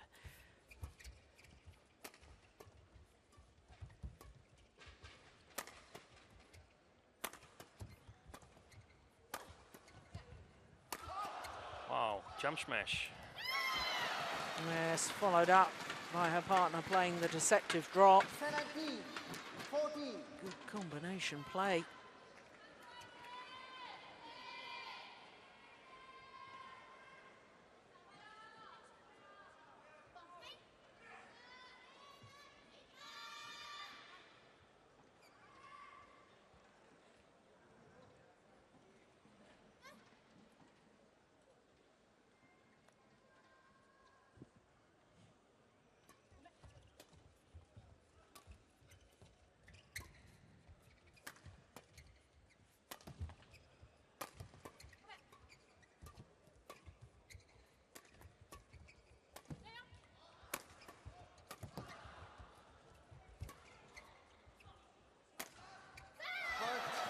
Yeah, much flatter smash that time. 18, 14. And totally deceiving Kim Min-jung. All the credit to the Japanese for creating a 4-point gap again here and taking the initiative back.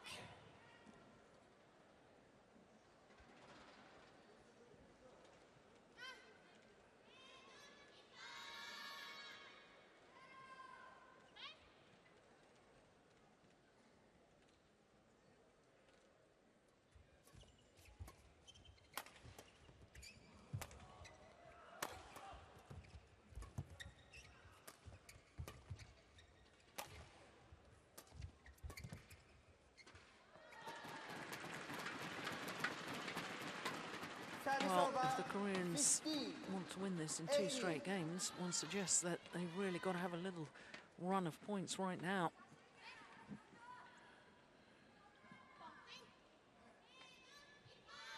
But it's on the hard serve. Fuji, go back 1 meter, please.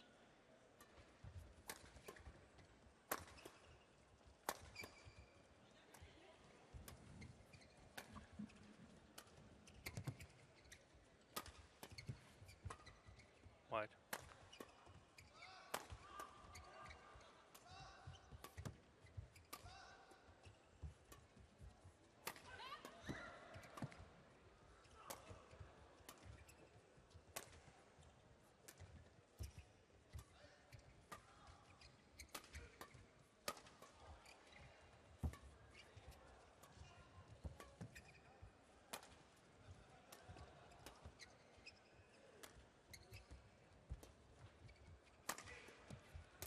Oh, well, of all 4 players on court, you would have thought that Ha Jung-eun 19. would have been the most reliable at the net.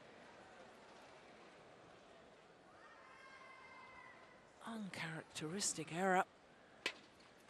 A little bit like we saw in the first game, we saw that shot that looked like I don't want to play anymore. Also in the end of a very, very long rally. So that's interesting, that's worth noticing. So as an opponent, you take heart from that. You notice that there's the frailty that perhaps psychologically they're going through a bit of a bad patch. And that's when you push harder. Put them under even more pressure.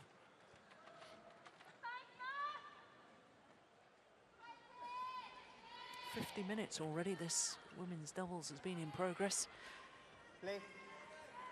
I would expect Ha to go a little bit more for the quick winners now, because they need to create some points to try and win the second game.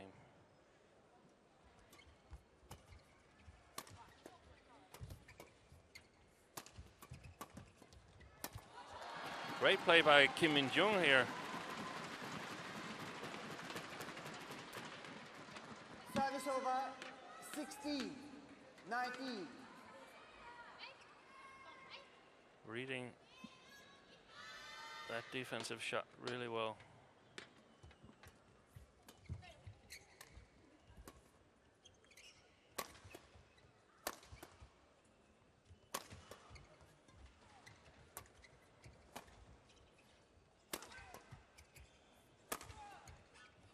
Good shot.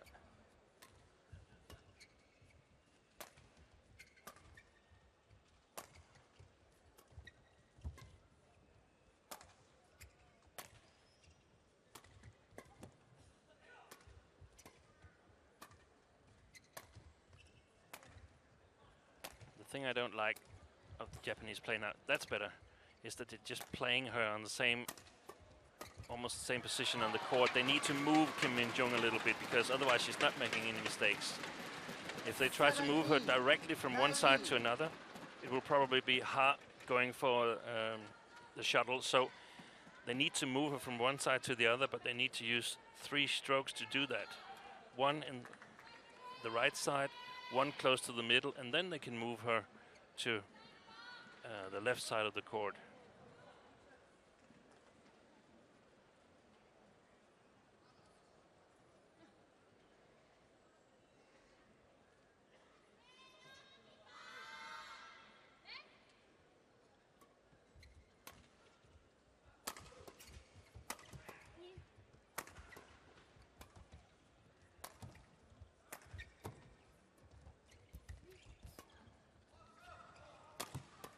Oh, that's good.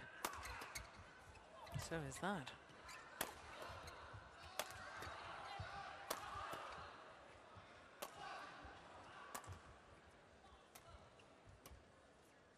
Such a big point. I think it has to be quite long for the Japanese to let it fall. Simply too costly to take any chances.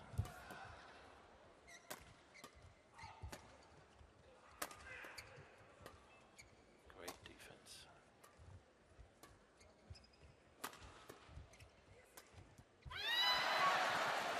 Oh, she ran out of patience again, did Ha Jung-eun. Service over 20. It was a very, very intense rally. Huge significance, because the Japanese winning it has brought them 3 game points.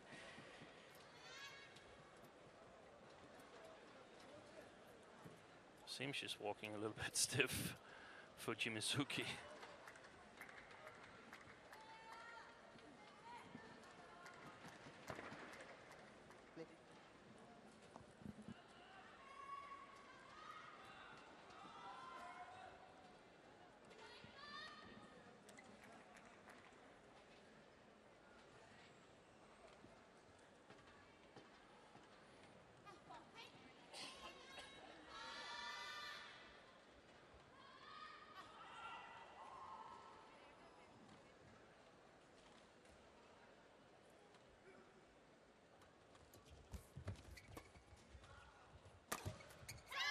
Yeah, and they've converted.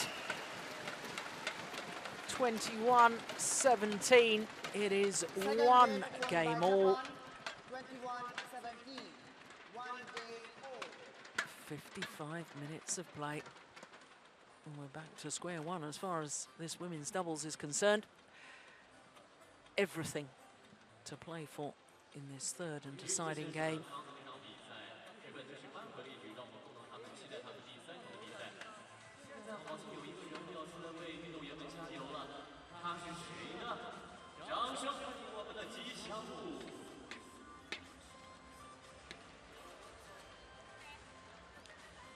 Of course, both these pairs had very long matches yesterday evening.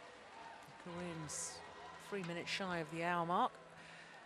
And for the Japanese pair, an hour and 19 minutes. Well, very, very even, isn't it, on the overhead winners and winners from the net, but look at the difference in serves. And there's quite a lot of stretching going on out there from all the players. It's Park Ji-bong and his former doubles partner, Kim Moon-soo. And until now, this is the first time we actually see Park coaching in the intervals. The other times it's been his assistant coach. A sign that he's concerned, or? Probably has some ideas.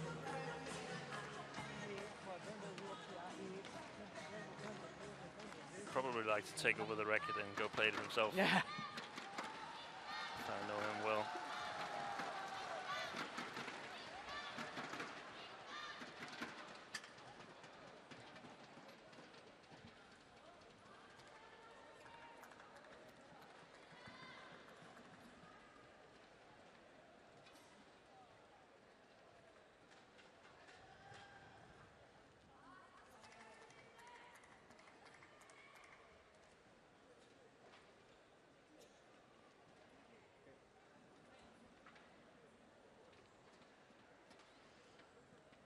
Final game, love all, play.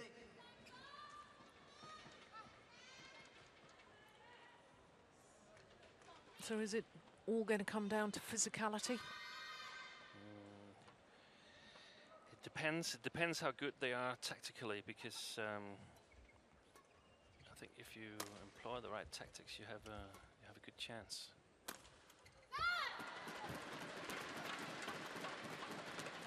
Well, both pairs have obviously done better from this near side of the court as we look down.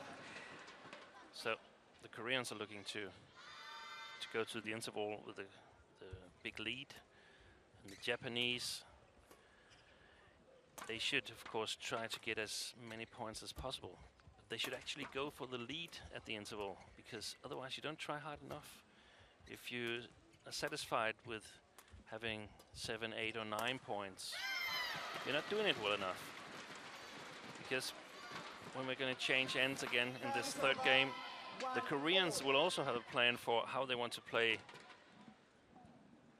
the last part of the third game. So it's not going to be as easy for the Japanese in this game that as it was in. It wasn't, of course, easy, but we can't expect it to be the same way it was in the second game, because they must expect their opponents to have a better plan this time.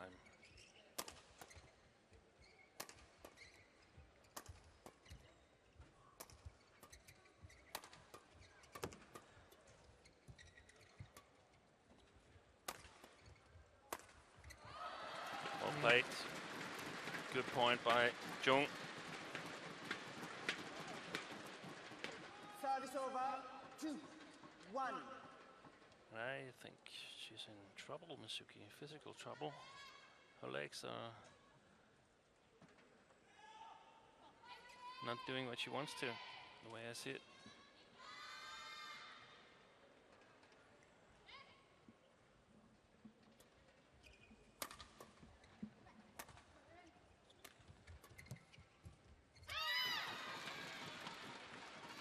Well, perhaps that bandage is hiding something that's a little more ominous than we had realized.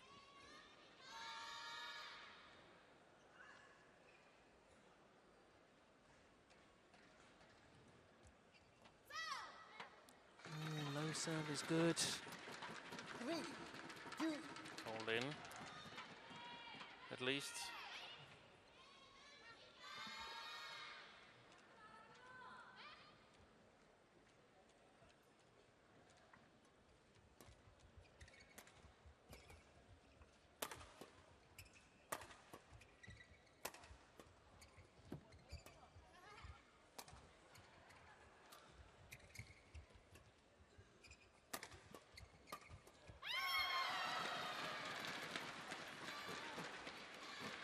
Well, her legs were doing all right there.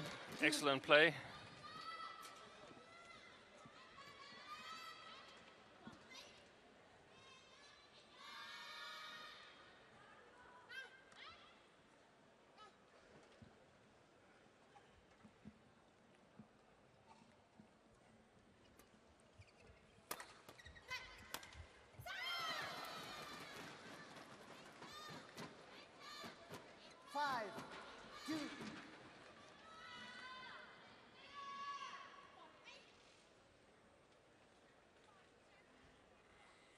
Well, the body language of Kim Min-jung, a little bit concerning, I should think, to Korean fans.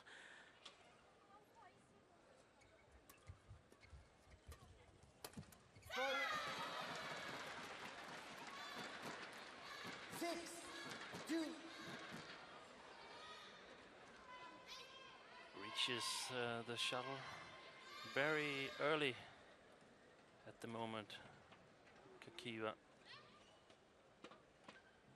And paying dividends, because this is a run of 5 straight points.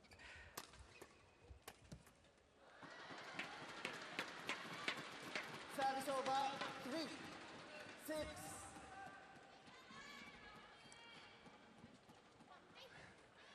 She gave that defensive shuttle a little bit too much power.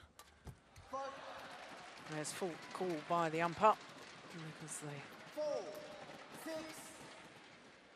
shuttle touched the racket of Reika Kakiwa before landing out.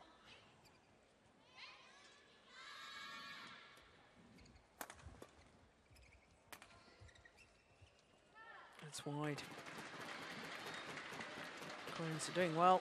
3 quick points here. 6.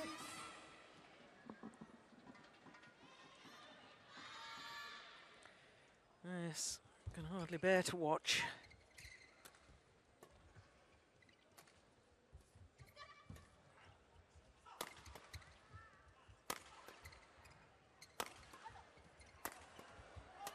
Oh, well played from Ha Jong-eun. 6 all. The way I see it, we've got a more attacking game here in the third. Both pairings looking to attack at some point in the rally. And just as I said that, the Japanese are playing a little bit more defensively, but also losing. Yes, and it's bewildering in a way, because for them to build that 6-2 lead, they were so positive in their style of play and their tactics, and all of a sudden go defensive, and here they are, a point behind now.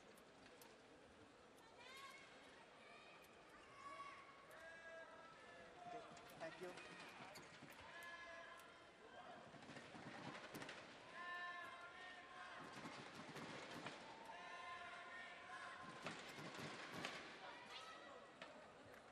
Wait. Play.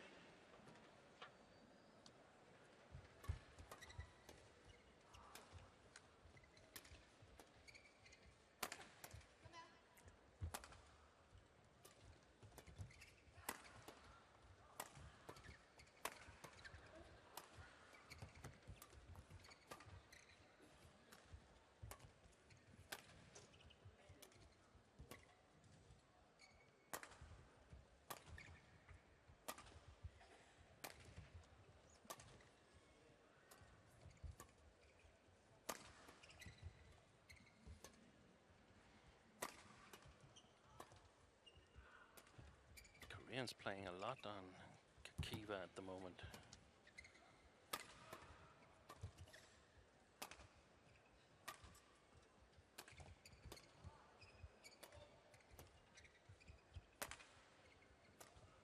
Everything on her. Everything.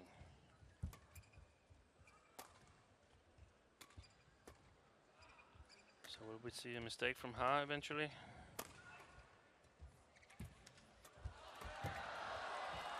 Oh my goodness me.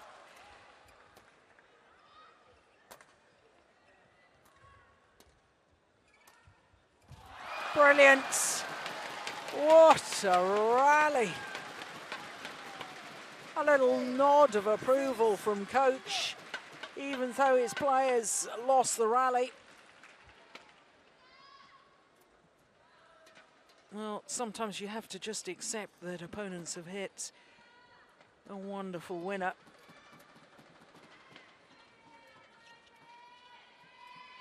Big gulps of air and gulps of liquid going on board for Ha Zhonglong. Thank you. Oh, 6 straight points now to the Koreans.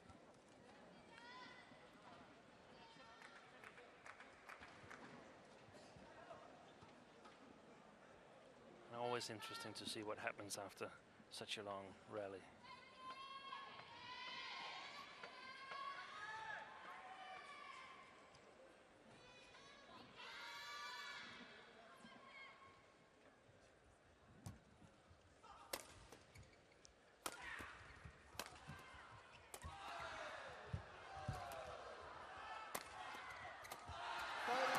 That's a well-worked point by the Koreans.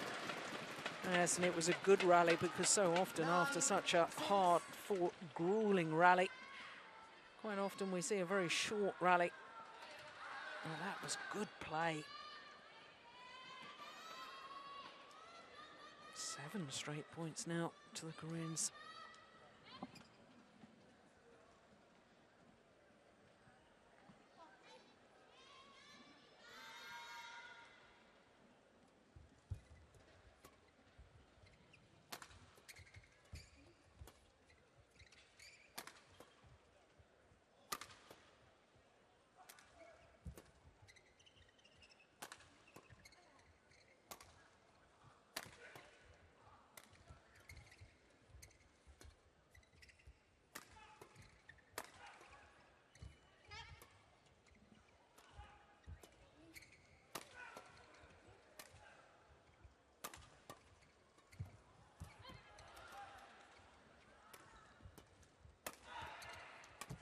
Yes, once again, well worked, well constructed rally.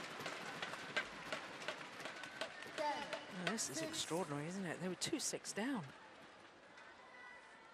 8 straight points.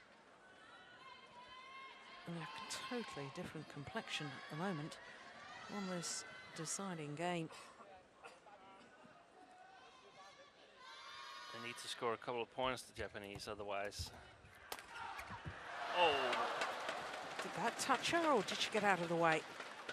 Service over. No, she managed to get out of the way.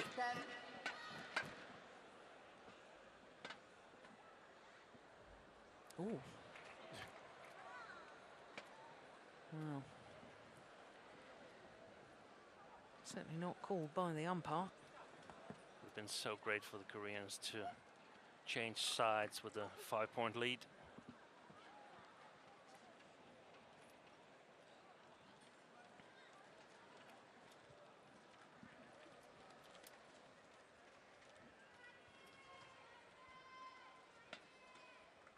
Amazing run by the Koreans. I don't know really what happened on the Japanese side. They seemed totally in control on 6-2 and then suddenly completely lost it and leaving all the initiative to the Koreans. Yeah, you can't sort of pinpoint and say what it was that changed the momentum. It wasn't a particular shot or a particular rally.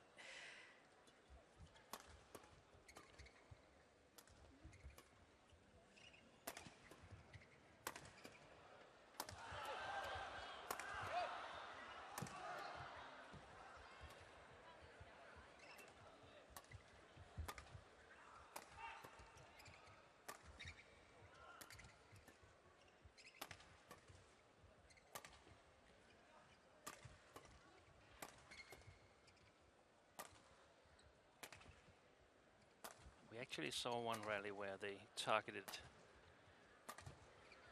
Kakiva like this.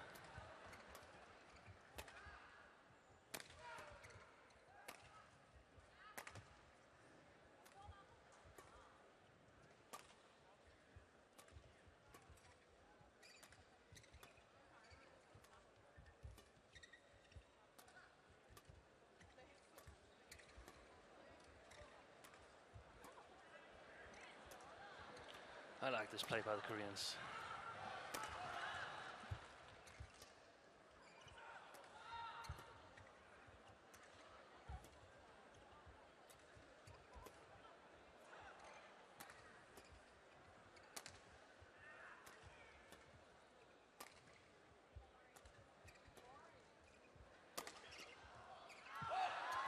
Great shot.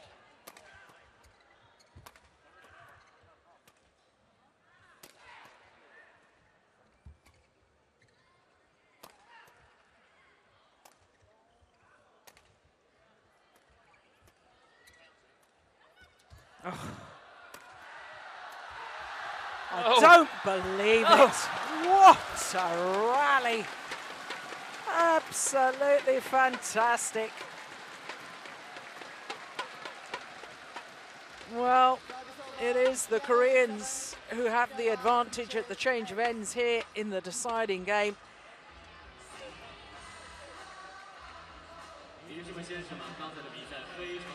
And apart from the advantage at the change of ends, I can't help but wonder how much of a psychological impact that rally will have on this contest. That was so important for both pairs.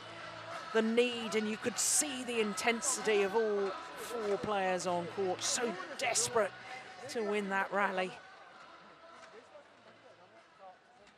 An hour and 11 minutes already. And the Koreans have won 9 out of the last 10 points. The only one missing was that smash just going long. So they definitely have the psychological advantage.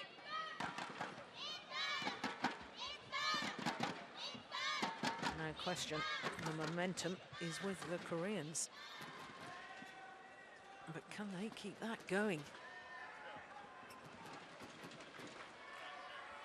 Japanese, well, they are terrific fighters. 11, 7, play.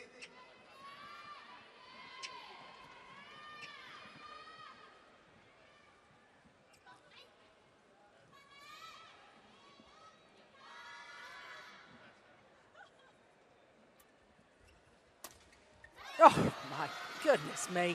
Suddenly produces an outright winner on the smash. 11. What a shot from Reika Kakiwa. On this side, it's more difficult for the Koreans to get the right accuracy on their defensive shots. They might go too short because they're afraid of putting them long.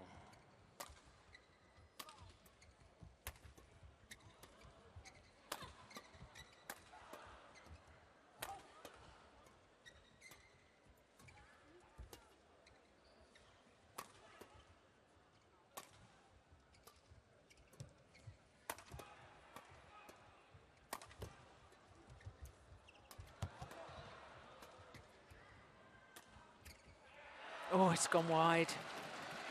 Just overdone it. Service over, 12-8.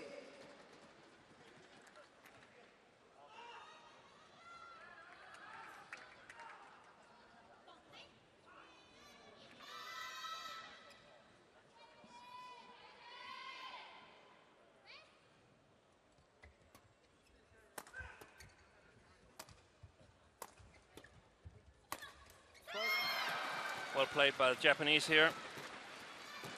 Catching Ha Jung-eun out of balance.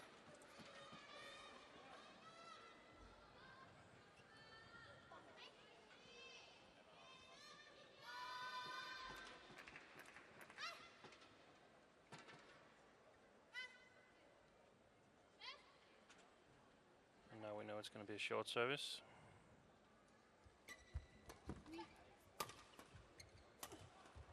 And short. Got all tangled up on her defensive play. Kakiwa Service over, 13. aimed towards her left hip, trying to play it with the forehand action. Made a complete mess of it.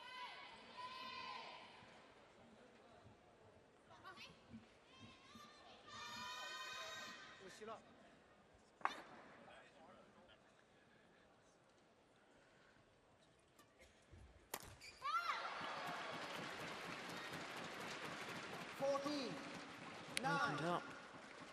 A 5-point cushion. That's not really what you're looking for at the moment, because every time, every point played and you're not getting any closer boosts the Koreans' faith that they will be able to win this match.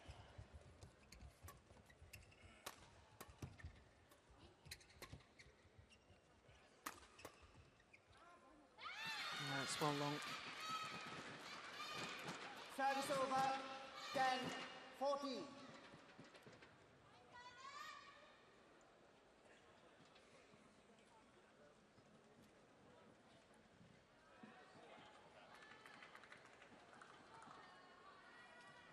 We were talking in the opening match, Steen, about the manner in which players play and how that affects their teammates. Well, quite frankly, if the Koreans were to win this marathon women's doubles encounter, psychologically, apart from the fact that there'll be 2-love in the lead as far as the overall semi-final is concerned, one sort of feels the psychological effect on the second women's singles players will be immense. Yeah, it would definitely give a huge advantage to the Korean team and to Hubei.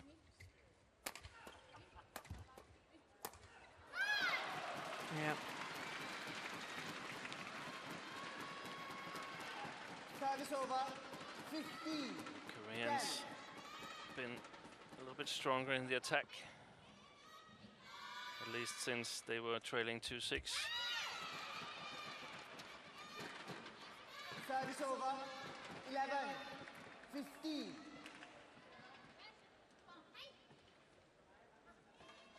Need a couple of easy points, the Japanese girls here. So it's a low serve to the centre, is it? Yeah. Yep.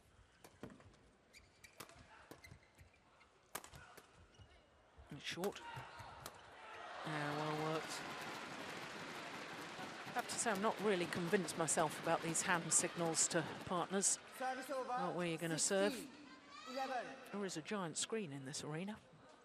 If you know the signals, just quick glance up, see what your opponents are signalling to each other. And if you're serving the same service 8 out of 9 times, I mean, what's the point? Service over, 12-16.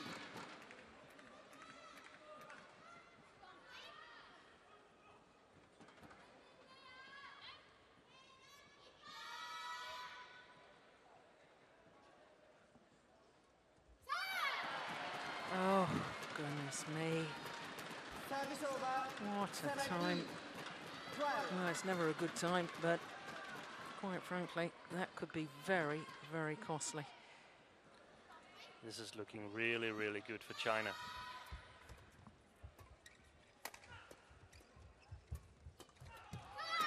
Yeah, good play at the front of the court from Hart Jong-un. Just explain that to me.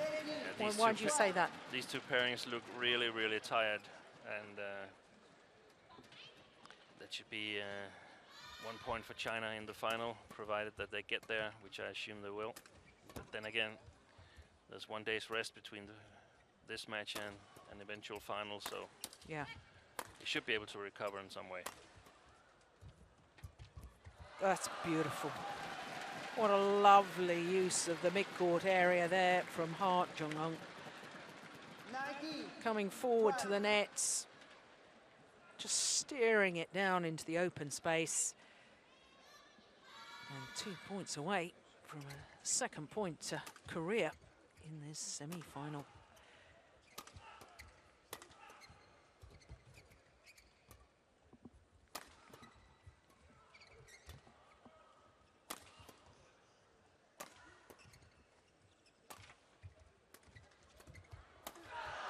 Yeah, once again, well worked.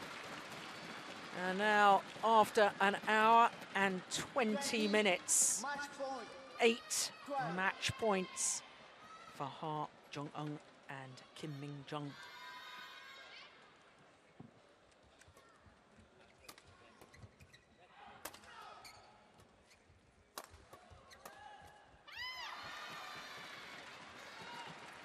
Service over. 30-20.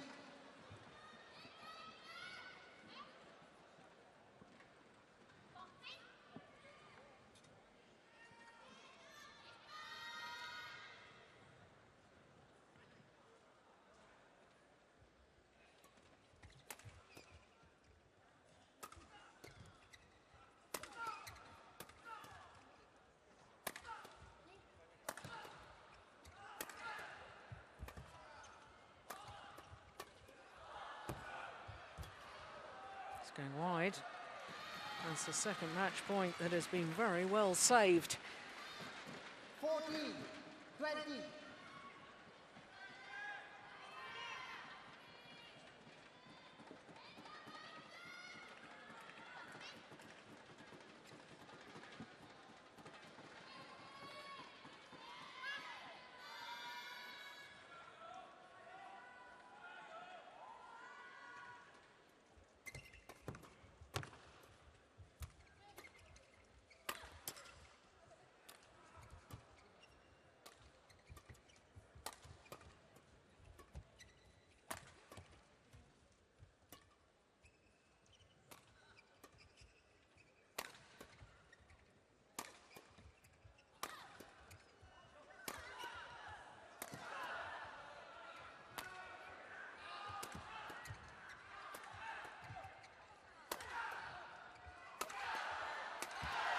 Oh, I don't believe it.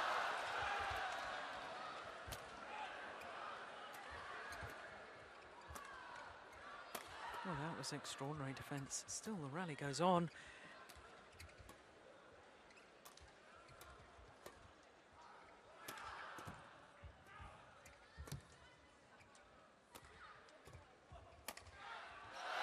This time, third time of asking. It is third time lucky. And the number 3 ranked pair in the world, Ha Jong-eun and Kim Min-jung, have beaten the number 4 ranked pair, Mizuki Fuji and Reika Kakiwa, in 3 grueling games. What a match it was. 21-13, 17-21, 21-14 in the deciding game in an hour and 23 minutes.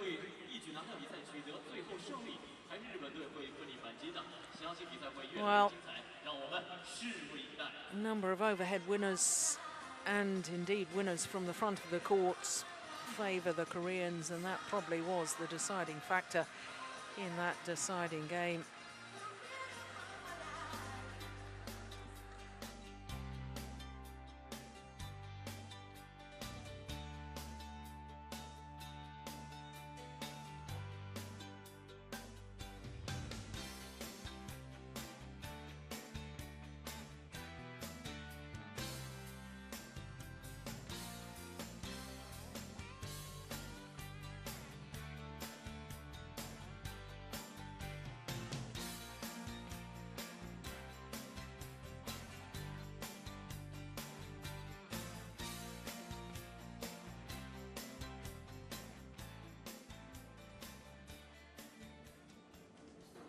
Well, that was a thrilling match, wasn't it? That women's doubles, and Kim and Hart coming through in the end, although they were made to be pushed by Fuji and Kikawa. So Korea looking good, aren't they, for a place in the 2012 Dongfeng Citroën Hubei Cup finals. One more point required. Will it come in match number 3? The women's singles, Bae Young-ju up against Hiroki Horisei of Japan. And, well, 2 players who were up very late last night. Of course, like all these players, didn't have much time in between, really. But we haven't seen any effects of that in some of the play we've seen already here this afternoon in this Wuhan Sports Arena. And these are the 2 players who lost their matches last night in the quarterfinals. Bae Young-ju, who lost to Pai Xiaoma of Chinese Taipei in 3 games after she had taken the opening game, and Hiroki Horisei, who, well, she lost as well in her match against Adrianti Furdersara, also in the final game as well. So I suppose both players, you could say, looking for a bit of redemption. The pressure really on, though, for Eriko Hirose, Jill, because obviously if she doesn't get past Bae Yunju here, it's all over. Contest is over. Yes, absolutely. And, you know, given the fact that she has actually beaten Bae Yunju on the only previous occasion they've met, she will have hope.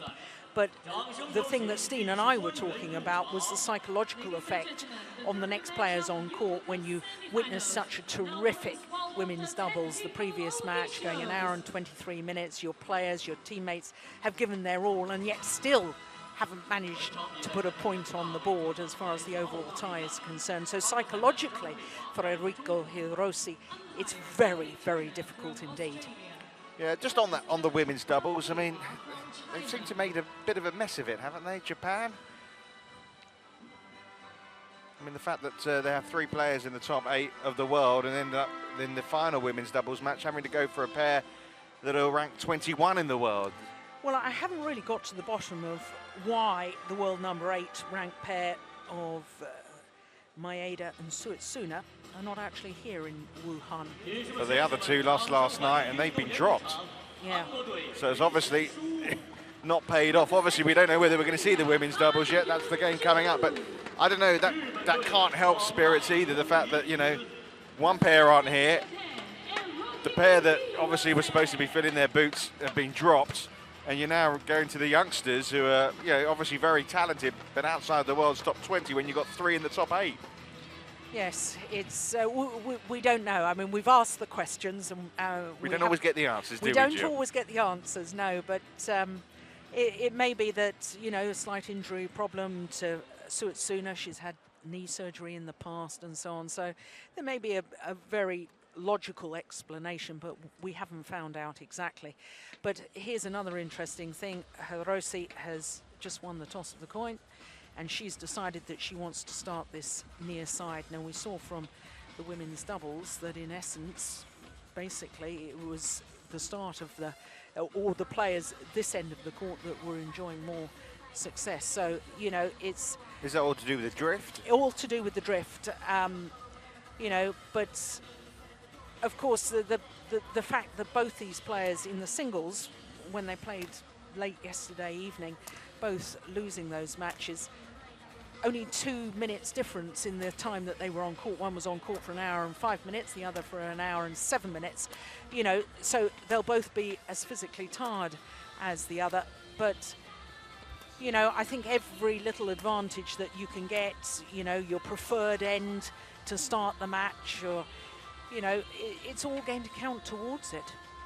Well, 2 interesting characters. It's fair to say Eriko Hirose is, well, she's had some better times of it, really. You can look at that win-loss ratio, 10-10. She's hardly been able to make a run in any tournaments this year, and you thought maybe after a couple of morale-boosting wins early on this week, albeit against Iris Wang and Lena Clausen, that maybe she was coming out of that slump, but last night's defeat won't have helped her morale, really, would it?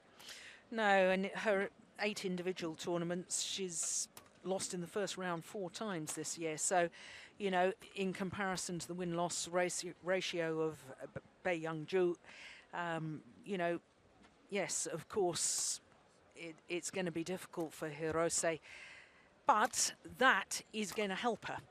That previous match encounter, which happened yeah, back in September, wasn't it? September last year, first round of the China Masters. But it was 3 games on that occasion, so desperately, desperately close. Yeah, so I think that this is going to be a tough one to call, don't you? I mean, there's no guarantee this is going to be 3-0 Korea, and we might actually see the women's doubles coming up next.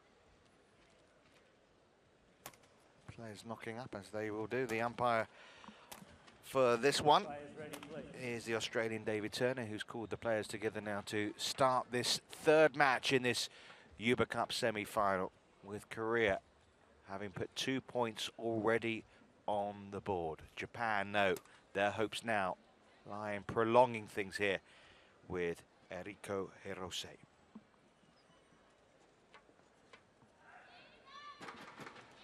these players have featured in the top 10 of the world. Bae Young-ju's been as high as number 5. Hirose as high as number 7. Of course, her highlight runner-up in the All England in 2010. Bae Young-ju reached the final of the Australian Open Gold back in April. She took a couple of Chinese scalps on the way as well. Wang Xin and Li Shuyi. Juice beat Pai in that tournament as well, who she lost to last night in that thrilling 3-game match that didn't prove costly in the end. And I suppose from a neutral perspective, it looks like we're getting closer to that revenge final.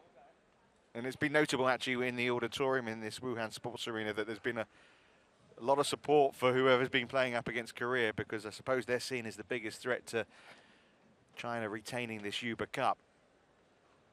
So expect plenty of support here for Hirose in this women's singles match. Ladies and gentlemen, on my right, Japan, represented by Erika Hirose. On my left, Korea, represented by Bae Young-ju. Korea to serve, love all, play. Well, it's now or never for Japan, isn't it, in this Hubei Cup semi-final. They can't afford to lose another match. And just the start that Hirose would have wanted. Comfortable first point. Over, 1, love.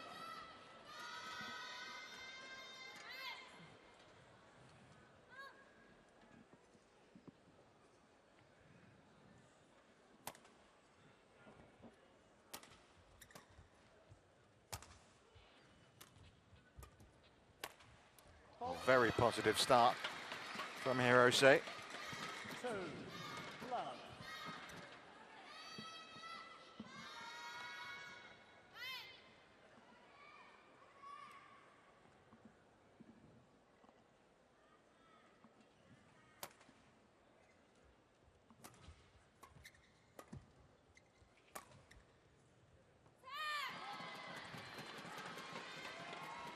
Service over, 1, 2.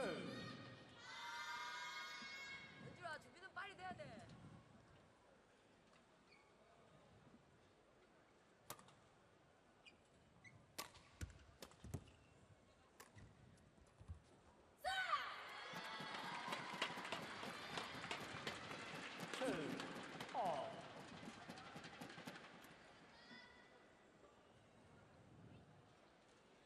It's fair to say, isn't it, Jill, there's more to be afraid of in terms of the quality of the Korean squad for China than there is from the Japanese. You look at Bae here, who's just turned it around from 2 down to 2 all here in this opening game. She's had some notable scouts. I mentioned the Chinese players she's beaten. She's beaten Sina Nehwal this year as well. Yes, I think that's a very fair comment. And also, I think Sung Jae-hyun, who played the first singles, she's beaten Wang Yihan, the current world #1 and world champion, Wang Xin as well. So, yes, I think that it's absolutely fair to say that the Koreans would be, on paper, more of a threat to China.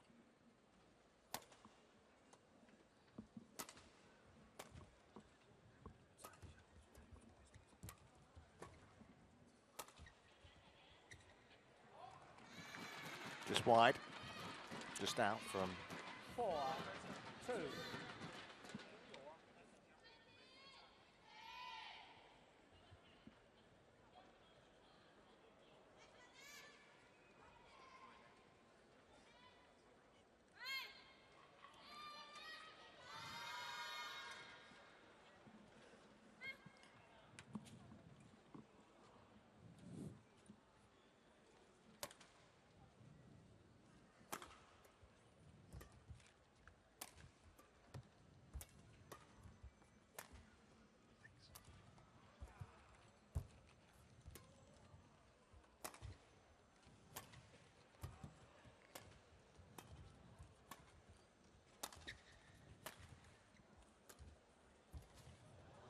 Oh, it's played at such a pace, that rally. Service over, 3, 4. Yeah, these early rallies can really set the mark on the game. Hirose, I think rather importantly, started pretty well here, given the overall match score. You fear if Japan are trailing in this game as well, it'd be even harder for Hirose to put out the required shots. That's wide. 4-all. So the defending champions looking good right now.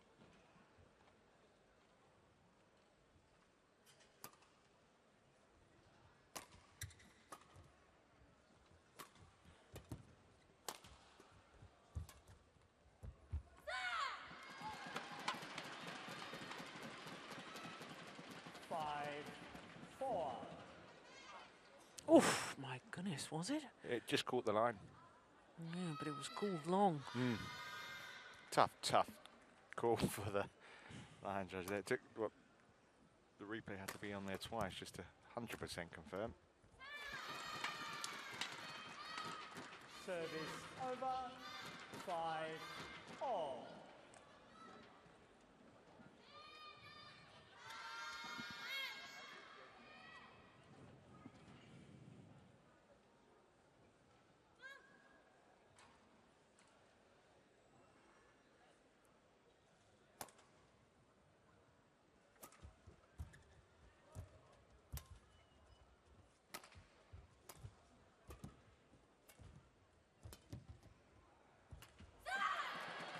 It's clever there from the left-handed Bae Young-jo.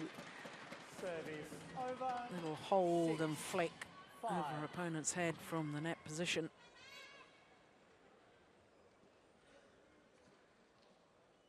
Hirose suffered a horrific injury a few years back at the 2007 Philippine Grand Prix event. It happened just in front of me. I was sitting behind the court. I actually heard her hamstring tear, left on the court in absolute agony.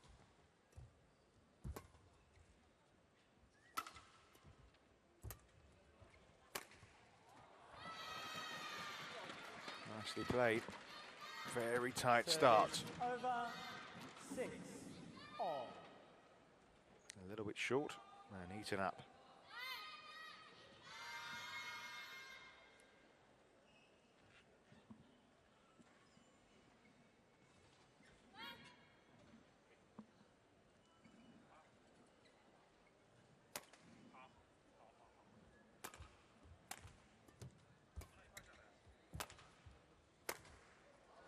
Yeah, same again. 7-6.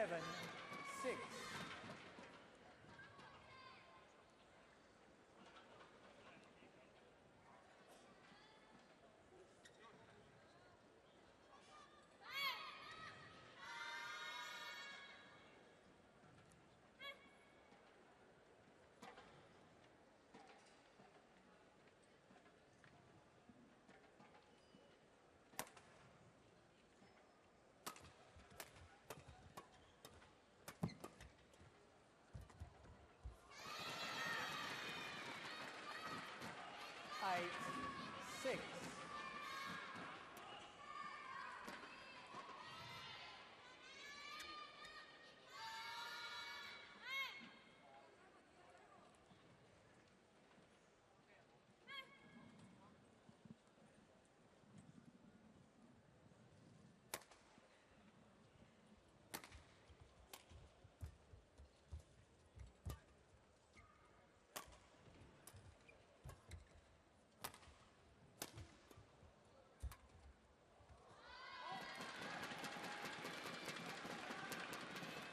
Service over.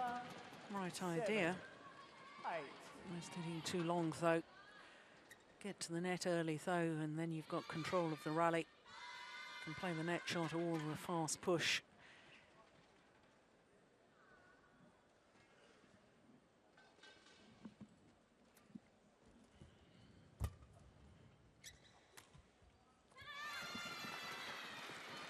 Very nicely played from Hirose. Lovely disguise. 9-7.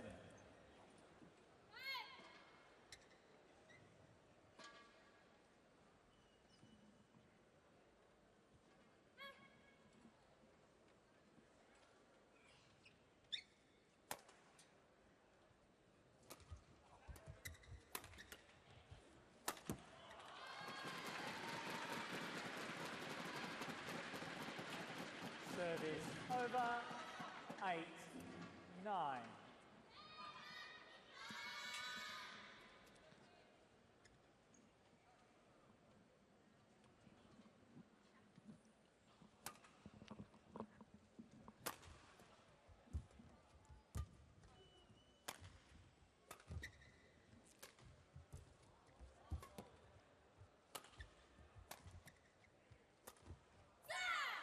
Oh, it's just wide. Ooh. It was one of those touch and go. 10. She's not convinced, is she, Bay, that it did go out? Oh, I am. Thought that was just wide by a whisker.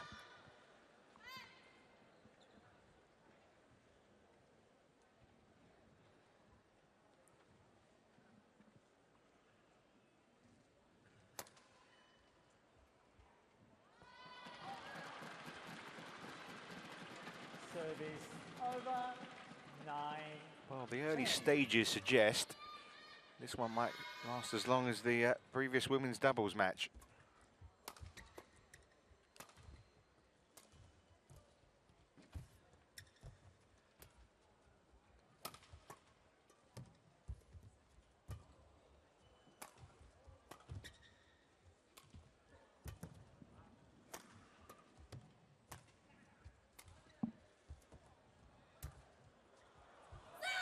Brilliant. Excellent rally. 10, all.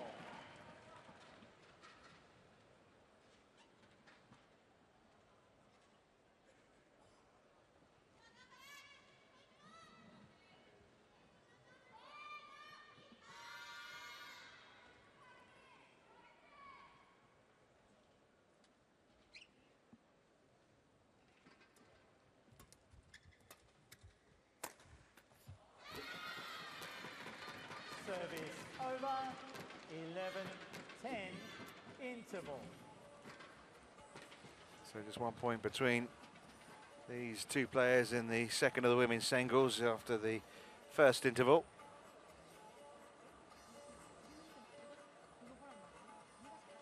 Well, we said it was a hard one to call before the match, and I don't think there's anything from the first stages here, Jill, to suggest it will be anything but. No, that's right. It's, I mean, before the whole tie started, we were all looking at the lineup, and this was probably one of the most difficult ones to call, and who was going to be the winner on this occasion. And Steen and I talked about 20 seconds. the fact that it would really all depend to a large extent on who'd won the first two matches. That we thought was going to have an effect.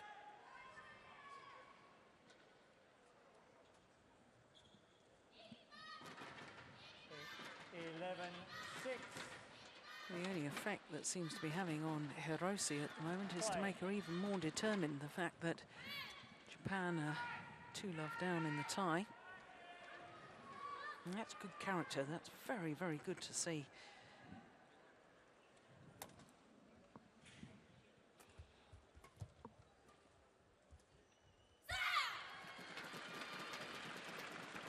She likes a yell, doesn't she, Bay? Every time she wins a point. I mean, it's almost like sometimes a bit over the top.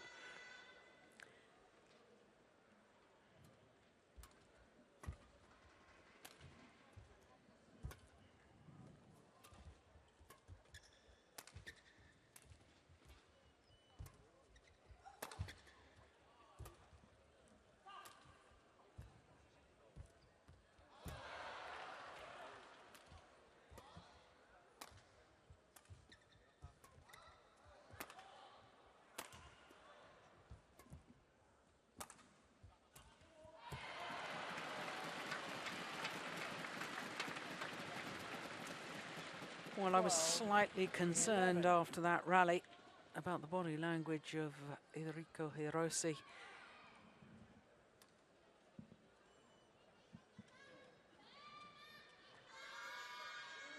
The next couple of rallies, I suspect, are going to be very telling.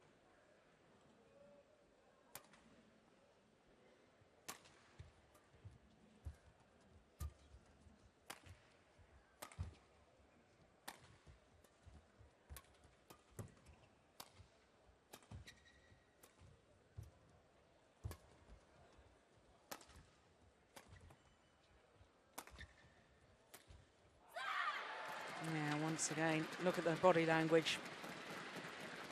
Yeah, I mean, I take what you're saying, Jill, but I also think that she feels like she's actually playing pretty well and playing some good shots, and you know, she's not missing that by much. Just despair, I think, as much as anything. But that's exactly what's bothering me. It's not the physicality of her bending over and looking fatigued. It's the psychological effect of her sort of saying, crikey, look here, I'm playing well, and I'm still not winning the rallies. Service over. 12. There's only 1 point in it. She shouldn't beat up on herself.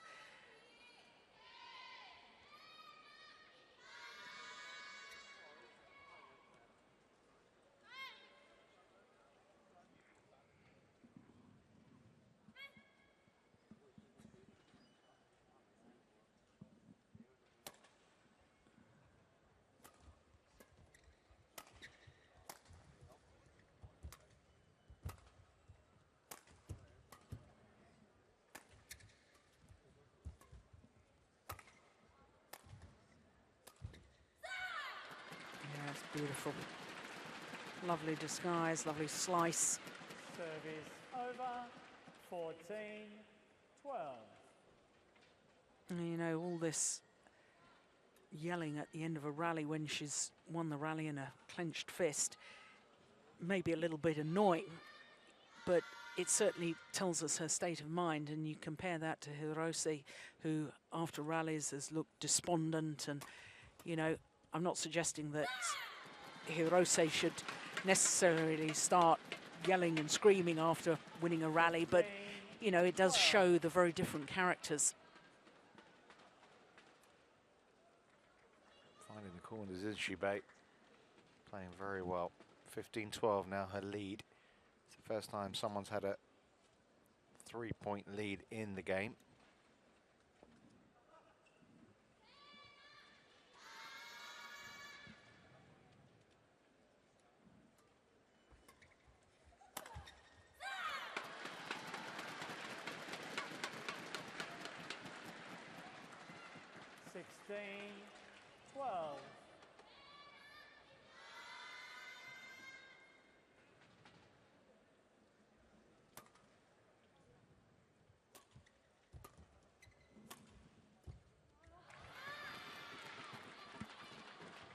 Service over. 13, 16.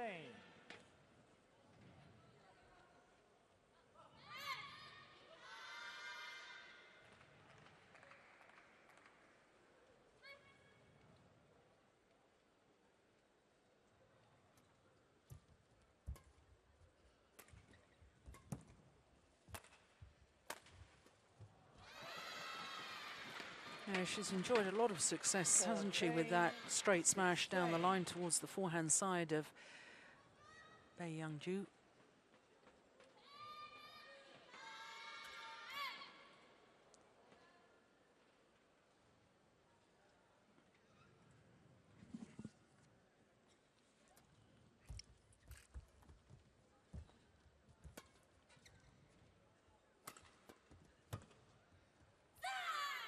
Yes, perfect placement.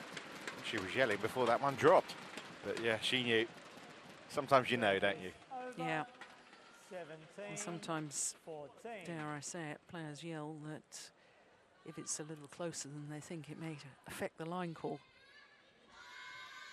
Start the celebrations. Does that affect a line judge? I don't know. Never been a line judge. They'll tell you no.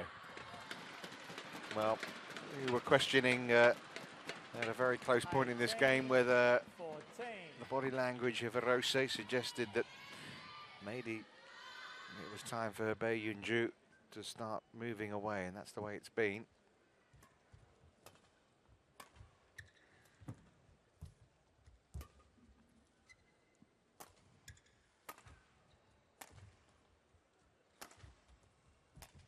Yeah, Hirose's got to dig deep here now. The Korean camper certainly started to get excited.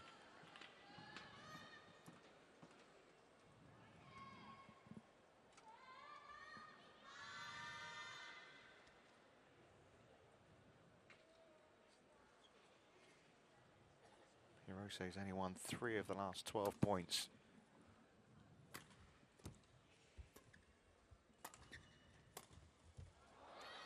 There you go. That's more like it. Service over. 15. Excellent 19. angled shot.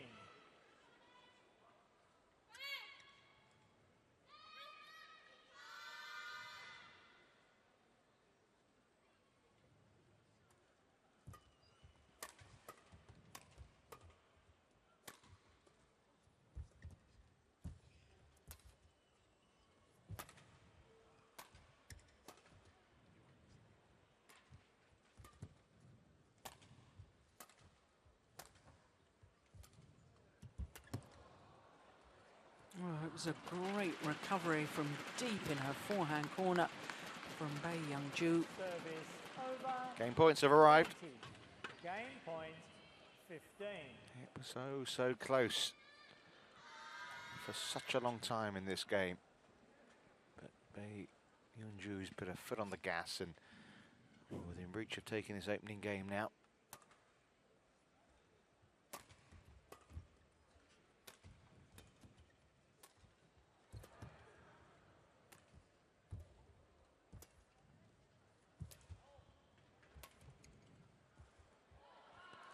And there you go, 21-15, and Bei Youngju has taken Korea within one winning game of the Hubei Cup final.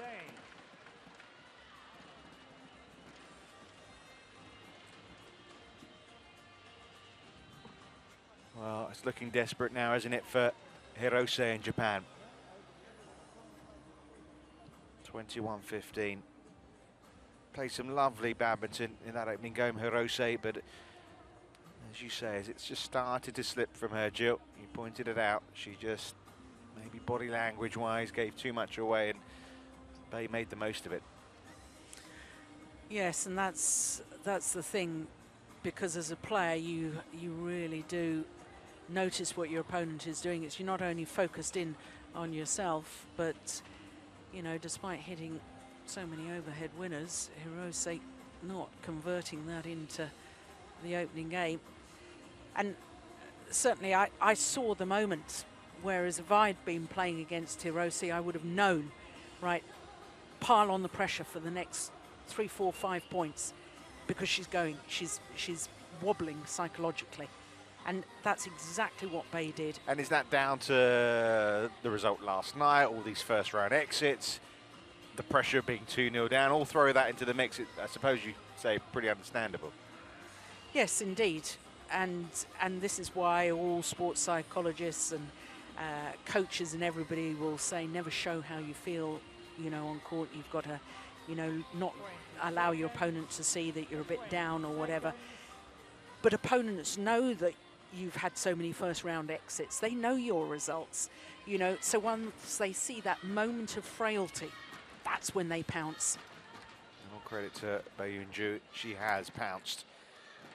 And she has taken Korea here to the brink of a second appearance in the Hubei Cup final in a row. Love all. Play.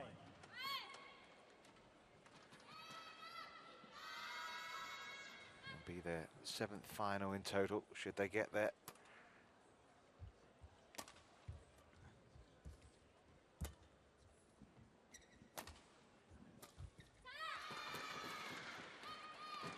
Service over. 1 love.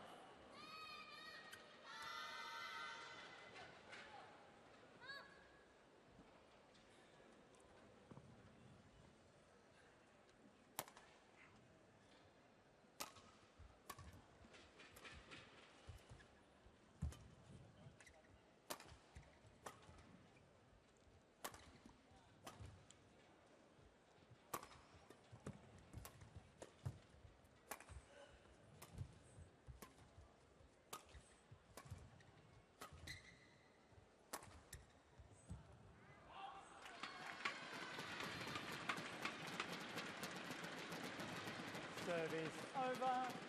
1 all.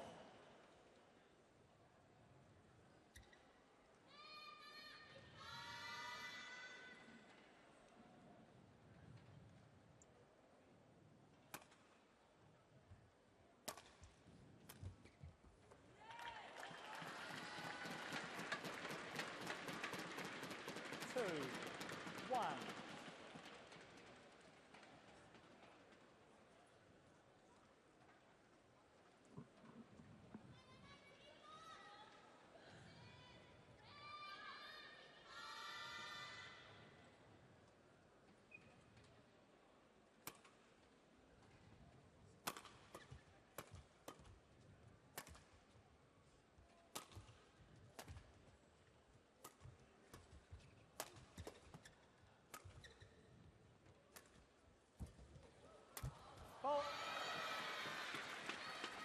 Yeah, that's good speed towards the net from Service Hirose. over 2 all.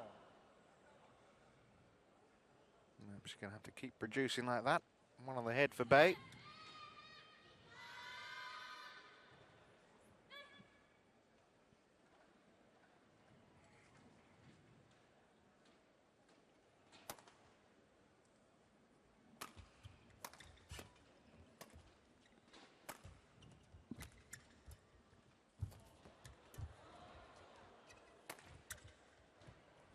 Oh, that's perfection. Absolutely in the corner.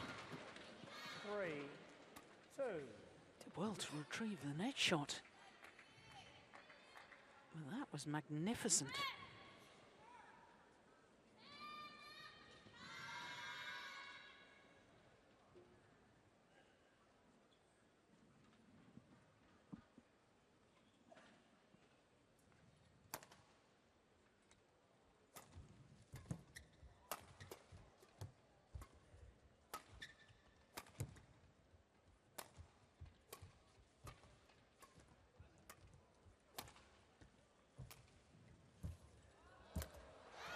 Well, she is digging deep. She is producing.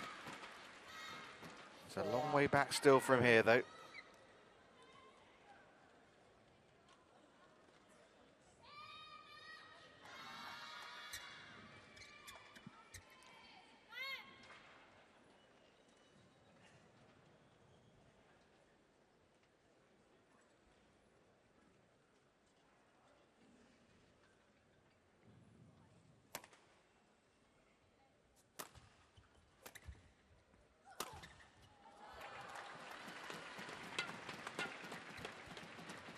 Service over 3 4.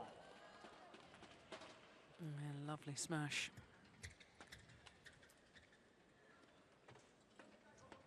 So just asking for one of the umpires to mop the floor for her.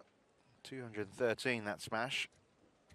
Camilla Ruttuyo with the fastest smash so far this week. The Dane, and over 230 kilometers per hour.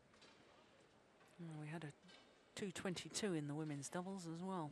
Second fastest of the week, I believe.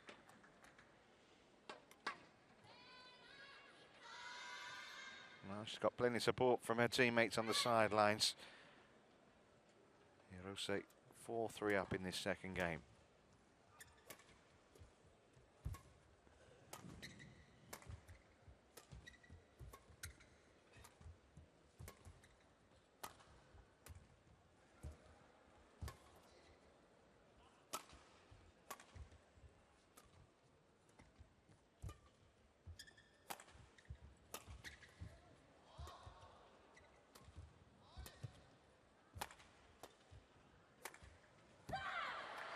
Oh, it's just wide.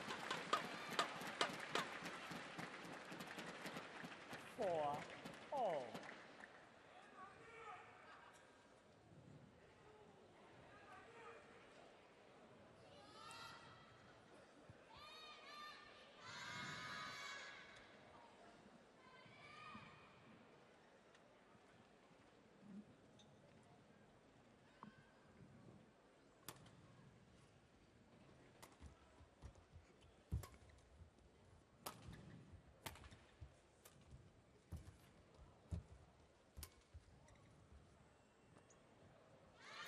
Old school good.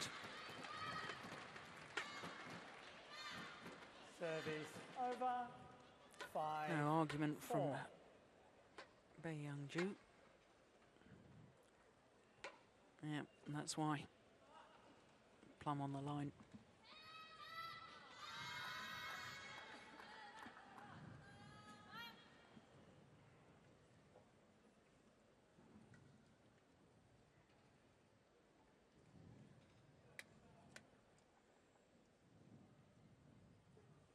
Play, please.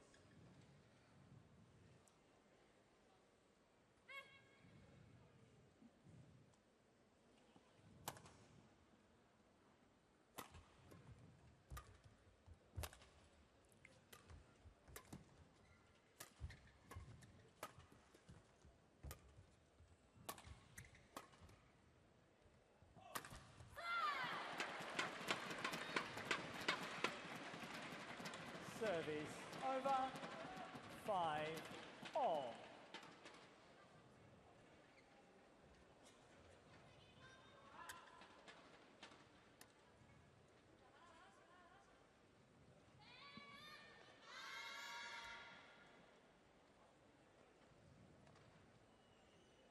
These next 3 rallies are important.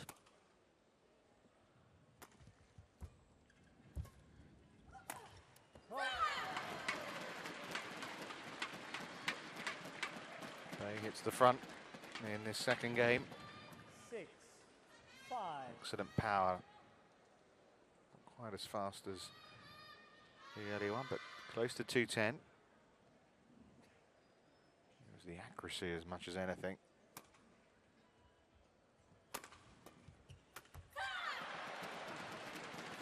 Oh dear. 7-5. Some happy Korean faces. They're closing in.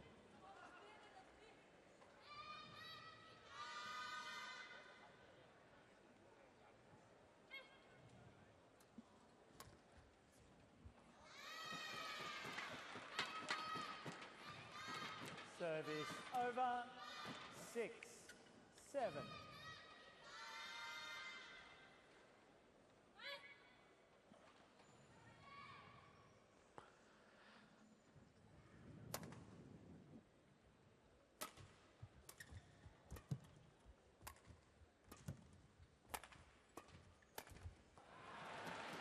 Snatching at a couple now. I think she may have. Service over, No, she hasn't broken the 8, strings of her racket. 6. And I said the next 3 points, well, it's actually been 4 points. But Bei Youngju has won 3 of those 4. And I wonder if that's significant. Just get the sense that unless Hirose is very, very careful here, things could slip away from her.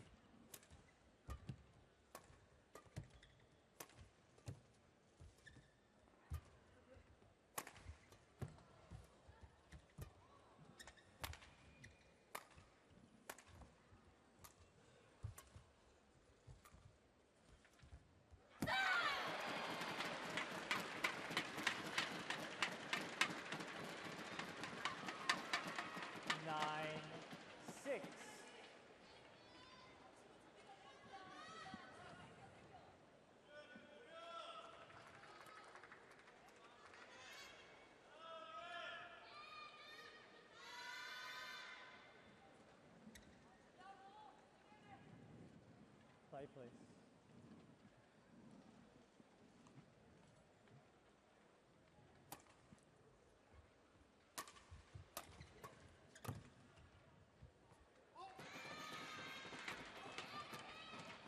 Service over, 7-9.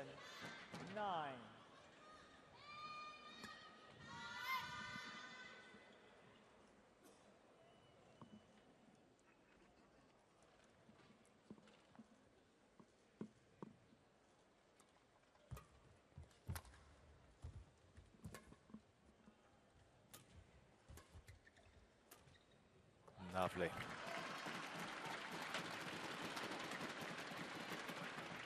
Many to yell about that one. I think the shot did all of the screaming for her here.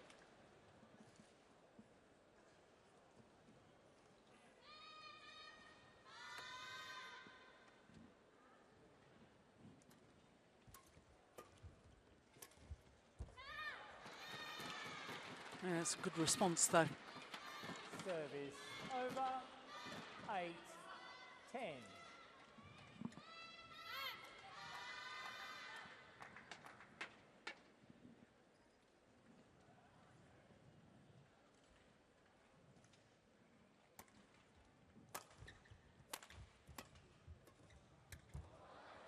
Yeah, very good response. 9-10.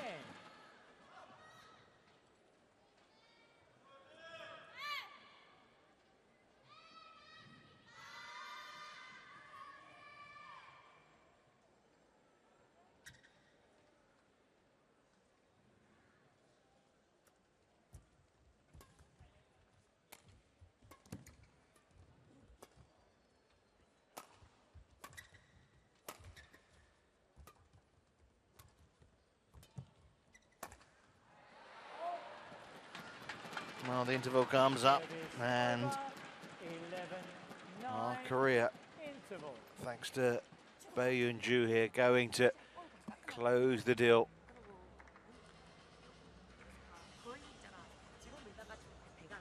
It's extremely hard for Hirose, it seems. She's played some delightful shots throughout this match, but she just keeps coming up against an opponent here who's looking pretty rock solid. Yes, indeed. Wish I knew what Park Ji-bong was saying to Hirose, what tactics he was advising.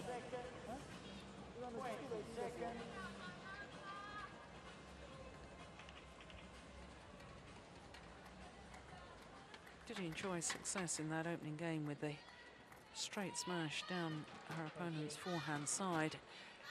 I wonder if he's been urging her to try and do that again. Well, she got 9 winning points from it. Yeah, you'd think it would certainly be a tactic worth trying. Nothing to lose apart from the match right now. In other words, she might as well go for it. It's a desperate situation, this, for Japan.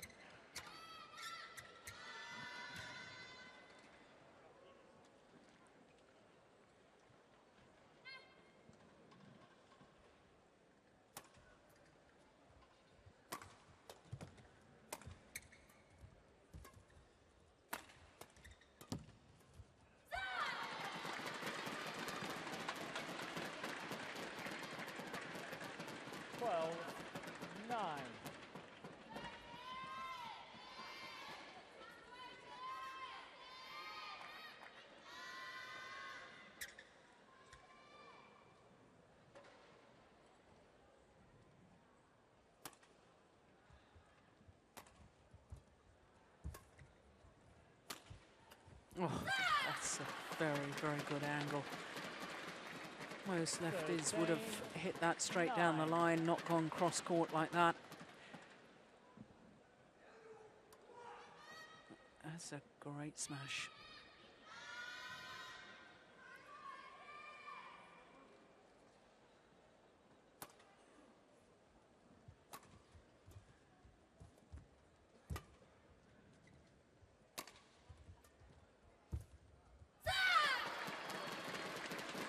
Well, the lead is getting bigger. 14-9. The hopes for Japan just lessen.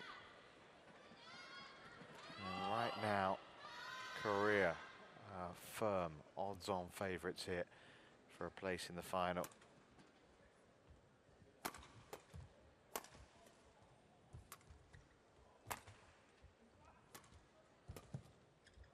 Oh, that was going out. I'm with you on that one, Jill. Could prove costly here, especially already with a 5-point lead.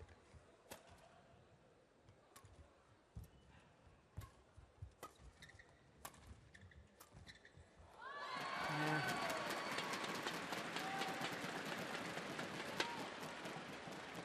Playing the reverse angle from that round the head position.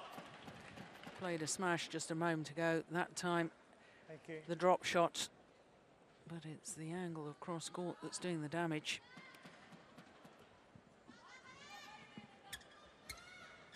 Well, this is a run of 5 straight points. Yeah, and won every point, of course, since the break as well. So whatever tactic was employed, from Japan's perspective, since the interval, it's not worked. Well, she's on her knees, and I think so her country here, because hope is evaporating fast. Of course, tonight, the final semi-final is between China and Thailand. Again, Jill trying to firm favourites for that, and so we got this prospect, I suppose, of this rematch of 2 years ago, Kuala Lumpur. Well, there's an awful lot of fans that would be very happy to see that, but, you know, let's not get ahead of ourselves. That'd be a little disrespectful to the Thai players. I'm sure go out tonight thinking they have a chance. But part one looks like it might be completed with Korea here. Very close to victory against Japan.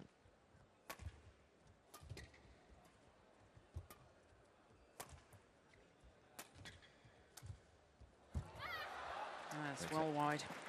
Yep.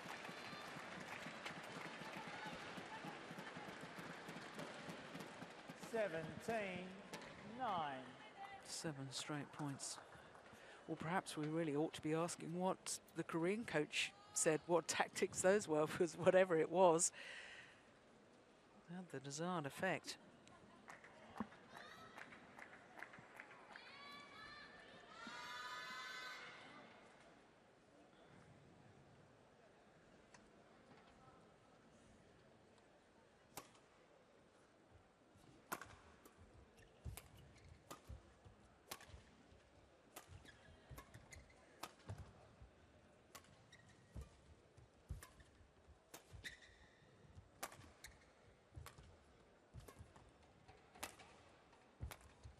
Oh, where did that come from? That was superb. Great shot. Service Too little, too late, though, you feel, for Hirose. 17. I think that was a case of what you were suggesting. You might as well try something a little different. And on that occasion, it worked.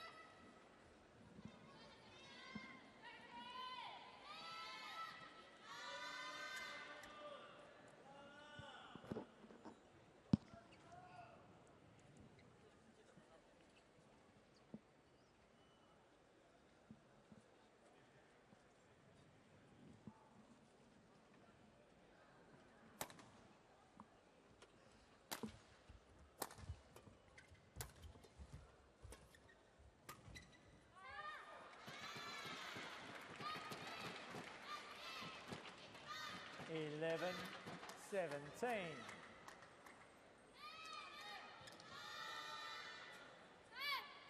Well, Hirose trying to make a fight of it here.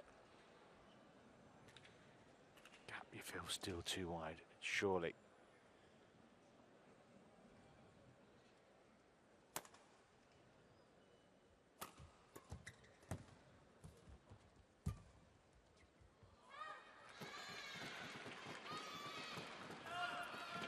Twelve, 17.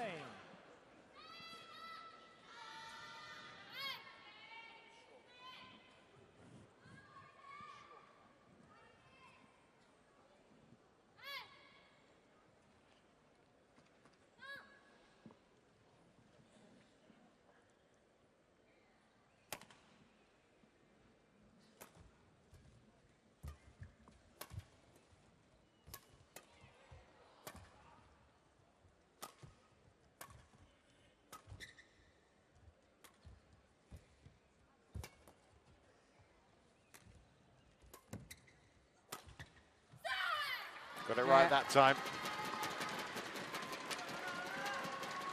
And Bae Yun-ju, who was part of the Uber Cup winning team of 2 years ago, although she didn't enjoy it that much. She suffered all week with a horrible fever. She struggled through, but there's been a little struggle here so far. A little rally there from Hirose. And now she is 3 points from victory.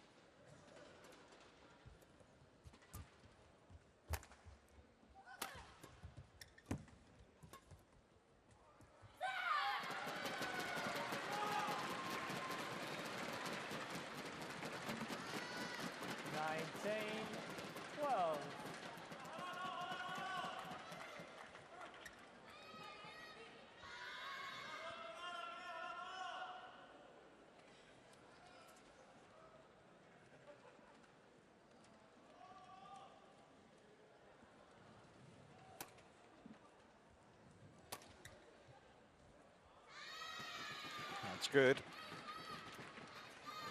Delays, though, what looks to be the inevitable. 19.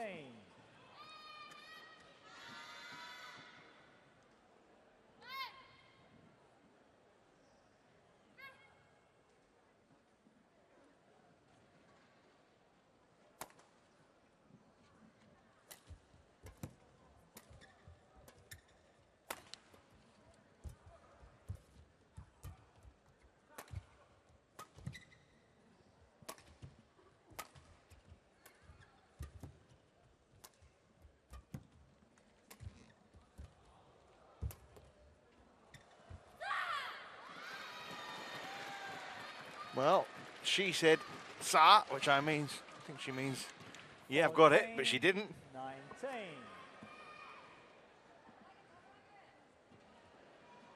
One of those you were suggesting the shout, maybe trying to influence the call. Play, please. Right on the line from Hirose. Dwindling hopes, just given a little bit of a boost, albeit a minor one.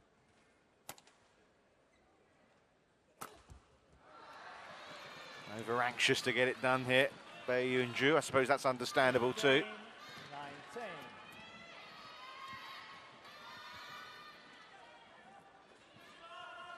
Bye. Bye. Play, please.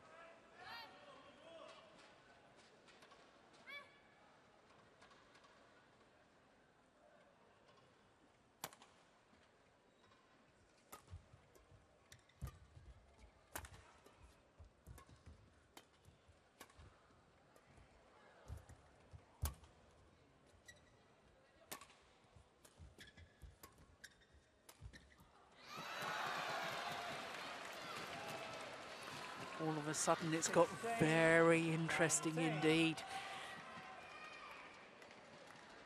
The hardest part is always crossing that finishing line. She's pulled that shot off a few times, hasn't she, Bei, in this match, but not there.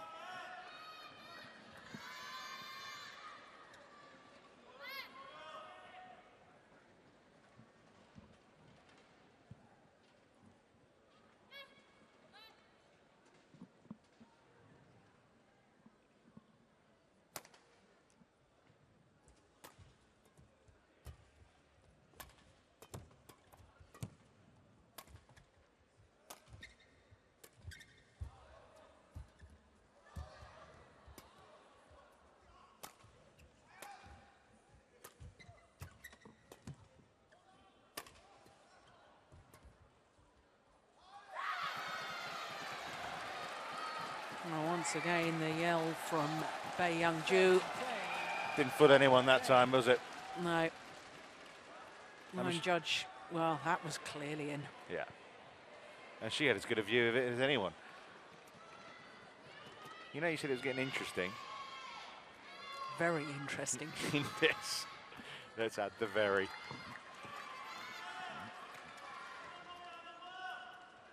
Tense now.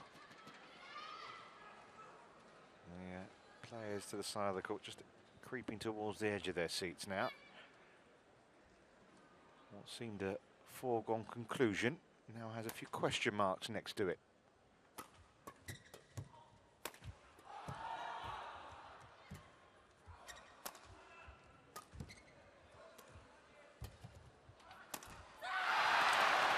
Well, she's trying her best to force the issue, Hirose, but that shot into the net means it's match points for Korea. Service over 20. Match point 17.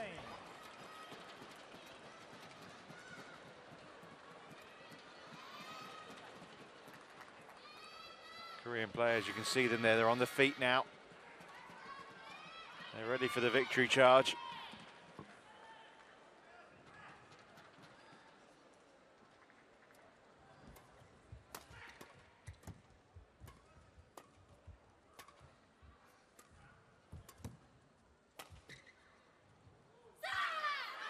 The defending champions are back in the Hubei Cup final.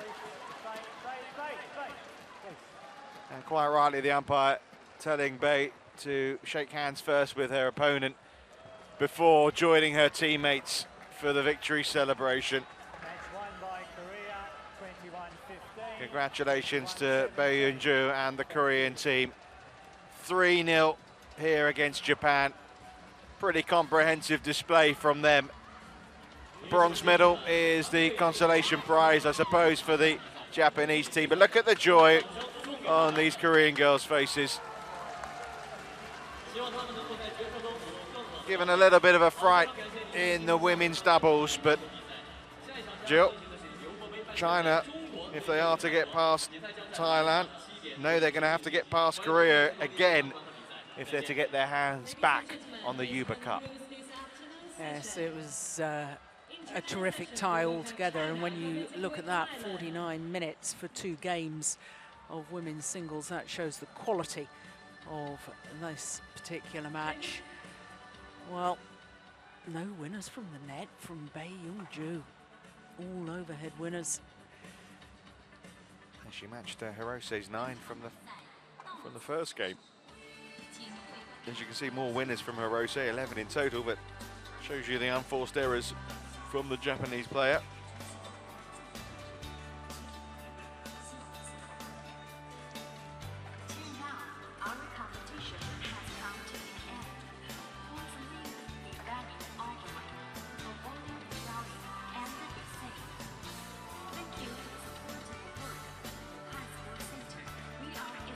So no need for matches 4 and 5, is there? 3-0, the winning scoreline here.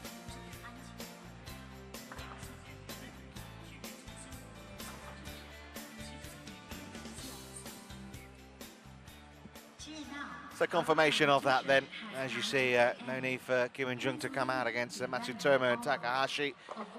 And the third and only singles Wang Ki-hyun. Well, they can look forward to the final now, can't they, Korea, after this 3-0 win over Japan. Information, we have a nation in the final. Who will join them? Will it be China or Thailand? Well, that little matchup starts 7 o'clock local time here in Wuhan. I'm sure there'll be a packed crowd for that one.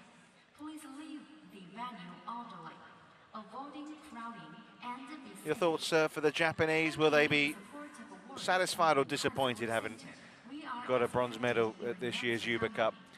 I think they'll be a little disappointed, to be honest. They were the number 2 seeds here this year, and in the qualifying Asian zone, they actually beat China in the final. So, given all of that, yeah, I think they'll be a little disappointed.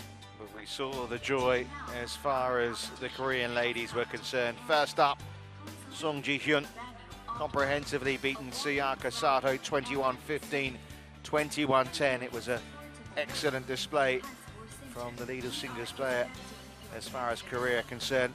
The women's double, well, Kim In-jung and Ah Jung-yeon had a bit of a wobble, second game wobble, but they came through in that third game 21-17. 21-14, I should say. And that put them 2 to the good, which meant that it was down to Bae Yoon-ju to try and seal the deal in 3 straight games. She managed that, and it means Korea are back in the Hubei Cup final after that sensational 3-1 victory over China 2 years ago. So still lots to look forward to here from Wuhan. Of course, the men's semi-finals tomorrow, but first up, of course, the treat of the Chinese ladies trying to join Korea in the final as they take on Thailand. From Steen, from Jill, and myself, Richard, we look forward to your company then. Our competition has come to an end. Please leave the venue orderly, avoiding crowding and be safe.